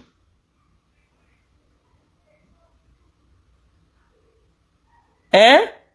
Vous allez me combattre comment? Parce que si vous voulez en face de moi me présenter une femme, ça doit être une femme aussi que quand elle parle, tous les médias nationaux et internationaux se lèvent pour dire qu'elle a parlé. Vous allez rester où pour me combattre? Quand moi je parle, c'est tous les médias du Cameroun qui disent que Marlène a dit que Ngongo doit être président. Marlène a dit que c'est comme ça. Et si vous n'avez pas une femme de ce calibre-là dans votre camp, vous n'êtes pas encore dans le combat. Vous n'êtes pas dans le combat. Vous n'êtes pas dans le combat. Vous devez aussi chercher une femme qui a le calibre de Marlène. C'est pour ça que vous perdez le combat idéologique et le combat communicationnel sur les réseaux sociaux. Parce que je n'ai pas des abonnés. Parce qu'il y a des gens qui achètent les abonnés. Quand tu cliques ma page, il n'y a même pas longtemps, ma page était toujours à 5000 abonnés. Mais dès que je dis quelque chose, tout le monde dans les réseaux sociaux va commenter. C'est ça l'influence. Je n'ai pas les abonnés, j'ai l'influence. Et parce que les gens qui me suivent sont des gens qui ne peuvent pas cliquer abonner, parce que c'est des gens qui se protègent. Mais ils suivent tout ce que je dis. Donc, je vous apprends que vous qui voulez vous préparer dans les combats avec nous là, cherchez aussi une femme qui est comme moi. Vous voulez le combat des réseaux sociaux, cherchez une femme comme moi. Tant que vous ne l'avez pas, vous ne pouvez pas. Vous ne pouvez pas. Voilà les petites sorcières du Sud qui se disent qu'elles sont derrière moi. C'est moi la patronne de la sorcellerie des femmes dans la région du Sud. Je vous l'ai dit, quand Chantal Biya a voulu nous affronter, j'ai dit à Chantal Biya que nous les sorciers du Sud, on dit que nos frères peuvent épouser n'importe quelle femme qu'ils veulent. Mais si vous amenez le manque de respect sur nos frères, nous on va vous manquer de respect. On va vous manquer de respect en vrai. Parce que quand quelqu'un laisse que les gens dansent, ils posent la main sur la tête de Paul Biya et on filme sans mettre sur les réseaux sociaux, c'est une déclaration de guerre. C'est une déclaration de guerre. Tu viens poser la main derrière la tête du président et on filme, on met sur les réseaux sociaux. C'est une déclaration de guerre. Nous, on va entrer en guerre avec toi. On va te combattre. Et on a combattu. On a combattu. Et non, nous, on a gagné le combat là. Parce que nous, on ne voit plus notre père sur Facebook. On ne le voit plus sur Facebook. Ça veut dire qu'on a gagné ce combat. Ça ne veut pas dire que ce n'était pas un combat dangereux. C'est un combat extrêmement dangereux qui m'a mis en exil. Mais j'ai assumé que mieux, je ne viens plus au Cameroun. Ça m'a mis en exil. Et même en exil, je ne suis pas en sécurité. Parce que secouer Chantal Biya, comme j'ai secoué Chantal Biya là, il faut être sorcier. Mais c'était pour son bien à elle-même. On ne doit pas montrer les images du président comme ça. Le président n'est pas un homme ordinaire. Quand on commence à le filmer, oh happy birthday, les trucs à la con. Non, pas du tout. Le président est un homme de pouvoir. Même s'il est fragilisé physiquement, il doit toujours se montrer comme un homme de pouvoir. Nous ne tolérons pas qu'on montre son image n'importe comment. Et on a combattu. Ça nous a mis en exil, on s'en fout. Le combat politique, c'est les risques. Et depuis là, nous, on ne voit plus notre père sur Facebook. On l'a laissé tranquille.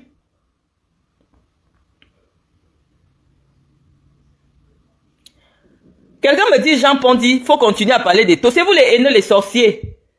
Tu vas t'éteindre toute seule. Et tout n'est pas notre calibre de combat. Eto'o vous a montré. Allez faire la sorcellerie derrière Cabral. Laissez Samuel Eto'o tranquille. Tu vas t'éteindre toute seule. Vous venez même provoquer des gens uniquement pour satisfaire votre ego. Samuel sait, j'ai combattu pour Samuel dans les médias. Lorsqu'on avait suspendu Samuel de l'équipe nationale, nous on était dans les plateaux télé pour défendre Samuel Eto'o. Samuel connaît son domaine et les autres aussi ont leur domaine. Tu dis continue à attaquer Samuel Eto'o, tu vas t'éteindre toute seule. Je dis que la sorcellerie c'est les niveaux. Quand vous voyez une femme comme moi comme ça là, ce n'est que le sexe féminin que j'ai. Et que tu vas t'éteindre toute seule. M'éteindre par rapport à quoi? Lui et moi on est au même niveau. Nous on a combattu pour Samuel Eto'o. Nous avons montré que Samuel Eto'o peut. Quand on tape Marlène Mvoutou Samuel Eto'o sur Google, je suis la première à dire que Samuel Eto'o a l'étoffe d'un président de la fédération. Allez chercher. En septembre 2021, Samuel ne pensait même pas encore qu'il va être candidat. J'ai été la première personne à faire une publication pour dire à Samuel, présente-toi à l'Africa Foot. Faut continuer. Moi, je connais la virulence de mon propos et je décide que c'est mon ami. Je le laisse. Parce qu'il a montré qu'il ne vient pas dans notre domaine. Samuel Eto'o a montré qu'il n'est pas prêt pour venir dans notre sorcellerie. Il n'est pas prêt. Il a montré ça. Et c'est pour ça qu'on le laisse. Mais vous venez encore nous exciter. Nous, on sait, on a déjà vu dans la sorcellerie que non, il n'y a rien là. Nous, on a vu ça dans la nuit. C'est à 3 h du matin que je suis venu à écrire aux sorciers que laissons Samuel. Ma publication, c'est à 3 h du matin que j'ai écrit. Parce que on a regardé, on a dit non, Samuel n'est pas prêt. Laissons-le. Et nous, on est venu maintenant pour faire le communiqué public, pour dire que laissons Eto'o. Il ne peut pas, il n'est pas un obstacle. Il commet des erreurs de jeunesse, mais il n'est pas un obstacle. Il peut plutôt servir d'atout. Mais Samuel n'est pas un obstacle. Donc je vous dis, vous n'allez plus m'entraîner dans ce combat-là. C'est vous qui êtes venus nous chercher. Je ne fais rien personnellement. Je vous dis, j'ai déjà traversé toutes les étapes des gens qui font la politique. J'ai fait la prison. Je suis en exil. Rien ne me fait peur. Vous devez comprendre cela. Parce que quand on te met en prison, c'est le CAFA des CAFA. C'est la honte des hontes. Quand on vient te filmer, on casse tes affaires, on prend tes choses, on met dehors, on te filme. C'est le CAFA des CAFA. Si ça ne m'a pas fait peur. Si ça ne m'a pas éteint. Parce que toi, tu me promets d'être éteinte. Tu vas t'éteindre. Non, il y a déjà eu des choses qui pouvaient m'éteindre, mon frère. Il y a déjà plusieurs choses. Parce que quand on met une femme en prison, c'est la honte, c'est l'indemne. Une femme qui a fait la prison, c'est la honte. Ça veut dire que même les gars te fuient. Même pour que quelqu'un dort avec toi. Parce que c'est que une femme qui a fait la prison connaît déjà manier le couteau. Une femme qui a fait la prison connaît poignarder. Une femme qui a fait la prison sait empoisonner. Parce que il n'y a rien en... Le poison en prison, c'est comme bonjour. Donc quand tu as fait à une femme qui a déjà fait la prison, il faut savoir que c'est une femme qui connaît empoisonner. Donc si tu vois une femme est sortie de prison, toi tu estimes qu'elle n'est pas encore éteinte. On l'a filmée, on a mis dans le monde entier. Qu'on l'humilie, elle n'est pas éteinte. Toi tu viens parler que si je parle Eto'o, ça va m'éteindre. Par rapport à quoi? Je te dis que chaque région forme ses sorciers. Chaque région. Samuel est protégé en pays Bassa. Mais dès qu'il arrive en Balmayo, il traverse. C'est mes ancêtres qu'il rencontre sur la route. Quand il arrive, il traverse un Balmayo. Ce sont mes ancêtres qu'il va rencontrer. Chacun a l'endroit que ses ancêtres sont postés là. Chacun a son territoire. Vous devez respecter ça. Vous avez vu quand vous avez parlé de moi, les gens sont sortis. Les gens que vous ne connaissez même pas, ils vous ont dit que tentez de parler de Marlène. Tentez seulement. Chacun a son pouvoir. Pour le moment, c'est notre fils qui est président du Cameroun.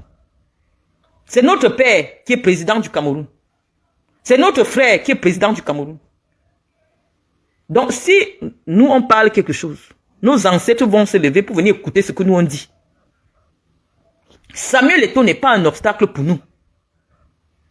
Surtout que la conquête du pouvoir est d'abord une conquête des régions.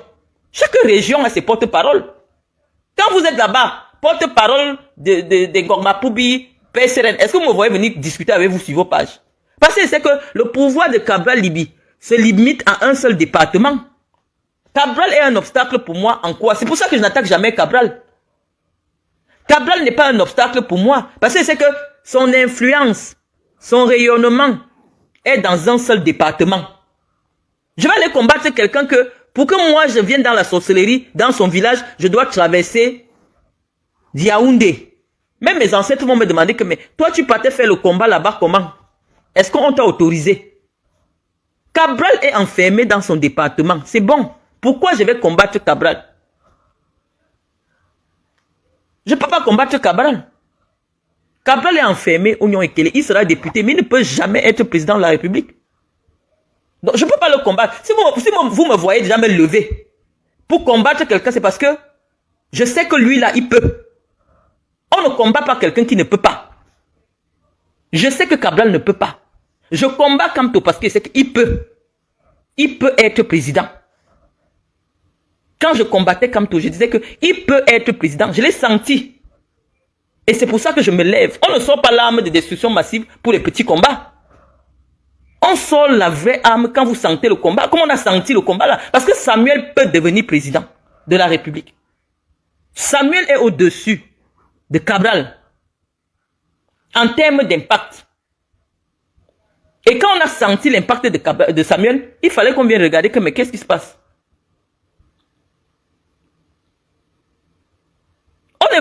Parce qu'on a senti Samuel, on a senti la chaleur, on a senti le poids de Samuel. Quand on sent le poids de Samuel, on est obligé de se lever. Tous les combattants dormants se lèvent, vous dites que mais qu'est-ce qui se passe?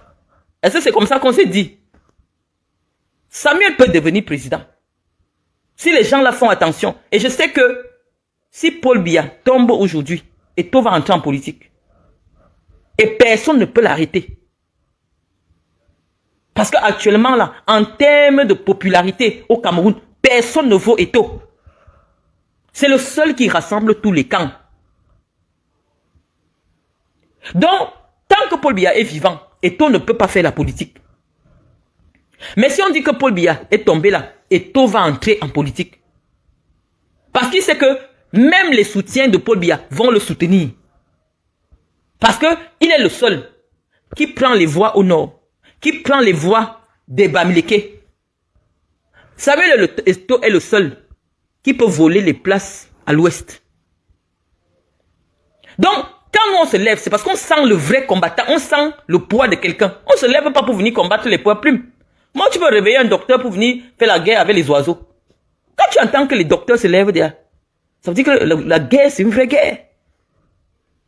On ne se lève pas pour tous les combats. Eto'o fédère, Eto'o c'est un danger. Donc il faudrait d'abord que nous on le neutralise pour qu'il comprenne que, hey, bon, maintenant comme il a compris, nous on le laisse. Mais si jamais Paul Biya n'est pas là, Eto'o dit qu'il est candidat, moi-même je vais faire sa campagne. Parce que j'ai toujours fait sa campagne, c'est mon ami. On a des divergences de temps en temps. Je dis ce que je veux de temps en temps.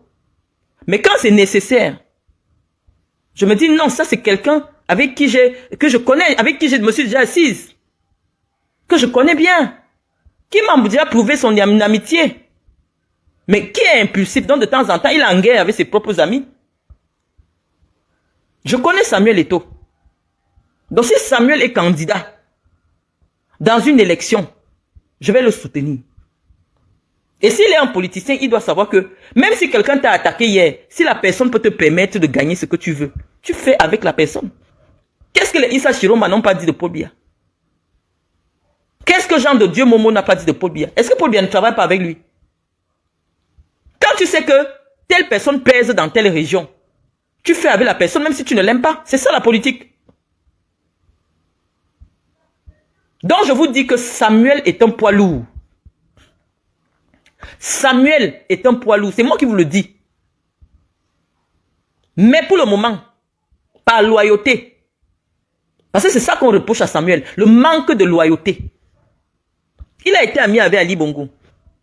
Qu'est-ce qui s'est passé entre Ali et lui? Toutes les personnes qui ont été amies avec Samuel, ça finit toujours mal. Parce que Samuel a un problème de loyauté. Dans la vie, il faut être loyal. On ne touche pas la femme de son ami. on ne prend pas son argent. Tu ne peux pas être ami avec quelqu'un. Il t'ouvre sa maison. Il mange avec toi. Demain, il apprend que tu es monté sur sa femme. Ça veut dire que tu cherches le poison.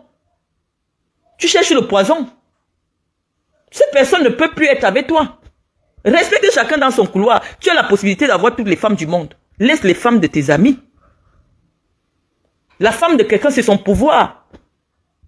Tu ne peux pas être ami avec quelqu'un, il te donne tout. Tu veux, après demain, il entend que toi, tu grimpes sa femme. Ça, c'est un défaut. Un vrai homme politique est un homme qui a éduqué son sexe. Un vrai, je n'ai pas dit qu'un Espagnol peut être président. Je dis, en termes des pactes, Samuel peut. Mais après maintenant, les conditions de son élection ou de sa candidature vont être étudiées. Écoutez bien. Je vous dis que, même si les femmes, souvenez-vous de Joseph dans la Bible. Même si la femme te tente comment, quand tu fais déjà la politique, éduque ton sexe, c'est qu'on va vite t'attraper. Pourquoi les gens n'ont pas mes nudes? Pourquoi personne n'a mon A1? Parce que j'ai éduqué mon vagin. Je n'ouvre pas mes chambres n'importe où. Je peux clasher les gens chaque jour. Personne ne me bat au clash. Parce que personne n'a mes nudes. Personne n'a mon secret. Personne ne sait où je couche. C'est ça que vous devez savoir. Lorsque tu veux être invulnérable, éduque ton entrejambe. Parce que ce n'est pas l'entrejambe qu'on a tué Samson. C'est-à-dire que l'homme le plus fort du monde est tombé à cause de l'entrejambe. Un politicien ou un homme public qui a l'entrejambe qui n'est pas éduqué, non, tu ne peux pas. On va finir avec toi. On va finir avec toi. Donc vous devez savoir que la loyauté dans la vie publique, ce n'est pas coucher avec les amis de vos amis et les femmes de vos amis. Donc vous allez voir les gens se tuer là. Les gens se tuer, c'est à cause de quoi? C'est à cause de l'entrejambe. C'est à cause de l'entrejambe.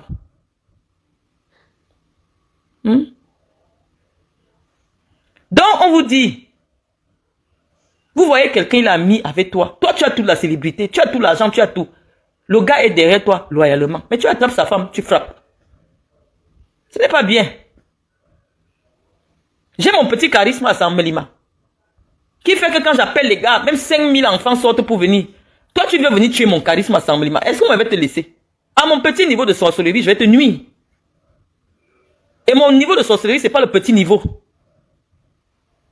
C'est le niveau que quand il commence, j'entre sur toi, toi, tu sens la chaleur. Parce que tu es venu m'attaquer. Dans mon petit charisme. Mon petit charisme, c'est mon petit département. Toi, tu es mondial. Pourquoi tu veux venir détruire mon charisme à Sammelima? J'ai mis mon argent pour te soutenir. C'est le manque de loyauté. Et vous ne voulez pas que les gens se fâchent. Les gens doivent se fâcher. Mais je vous dis que j'ai vu les larmes de Samuel, ça m'a fait mal. J'ai dit je laisse. Samuel est émotif. Donc par émotion, il peut avoir dit que ce n'est pas Marlène qui peut aller prendre l'argent de Sédou pour qu'on me batte aux élections. Il a réagi par émotion, mais ce n'était pas la vérité. On l'a trompé.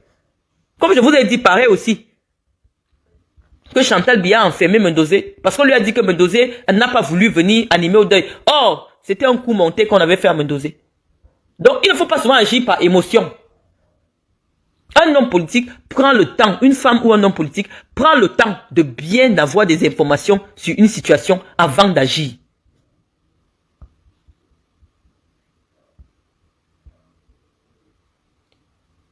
C'est comme ça.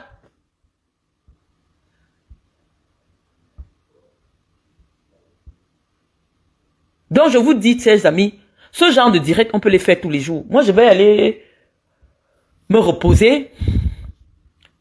Je pense que je vous ai suffisamment édifié sur ce qui nous faisait mal et pourquoi on a décidé d'arrêter. Donc j'invite tous les sorciers à déposer les armes. S'il y a les sorciers qui vont continuer, ils ne sont pas dans notre confrérie. Nous, notre confrérie a déposé officiellement les armes sur notre fils, sur notre frère, sur notre ami Samuel Eto'o. Sur ce, les amis, nous allons clôturer notre direct et à très bientôt.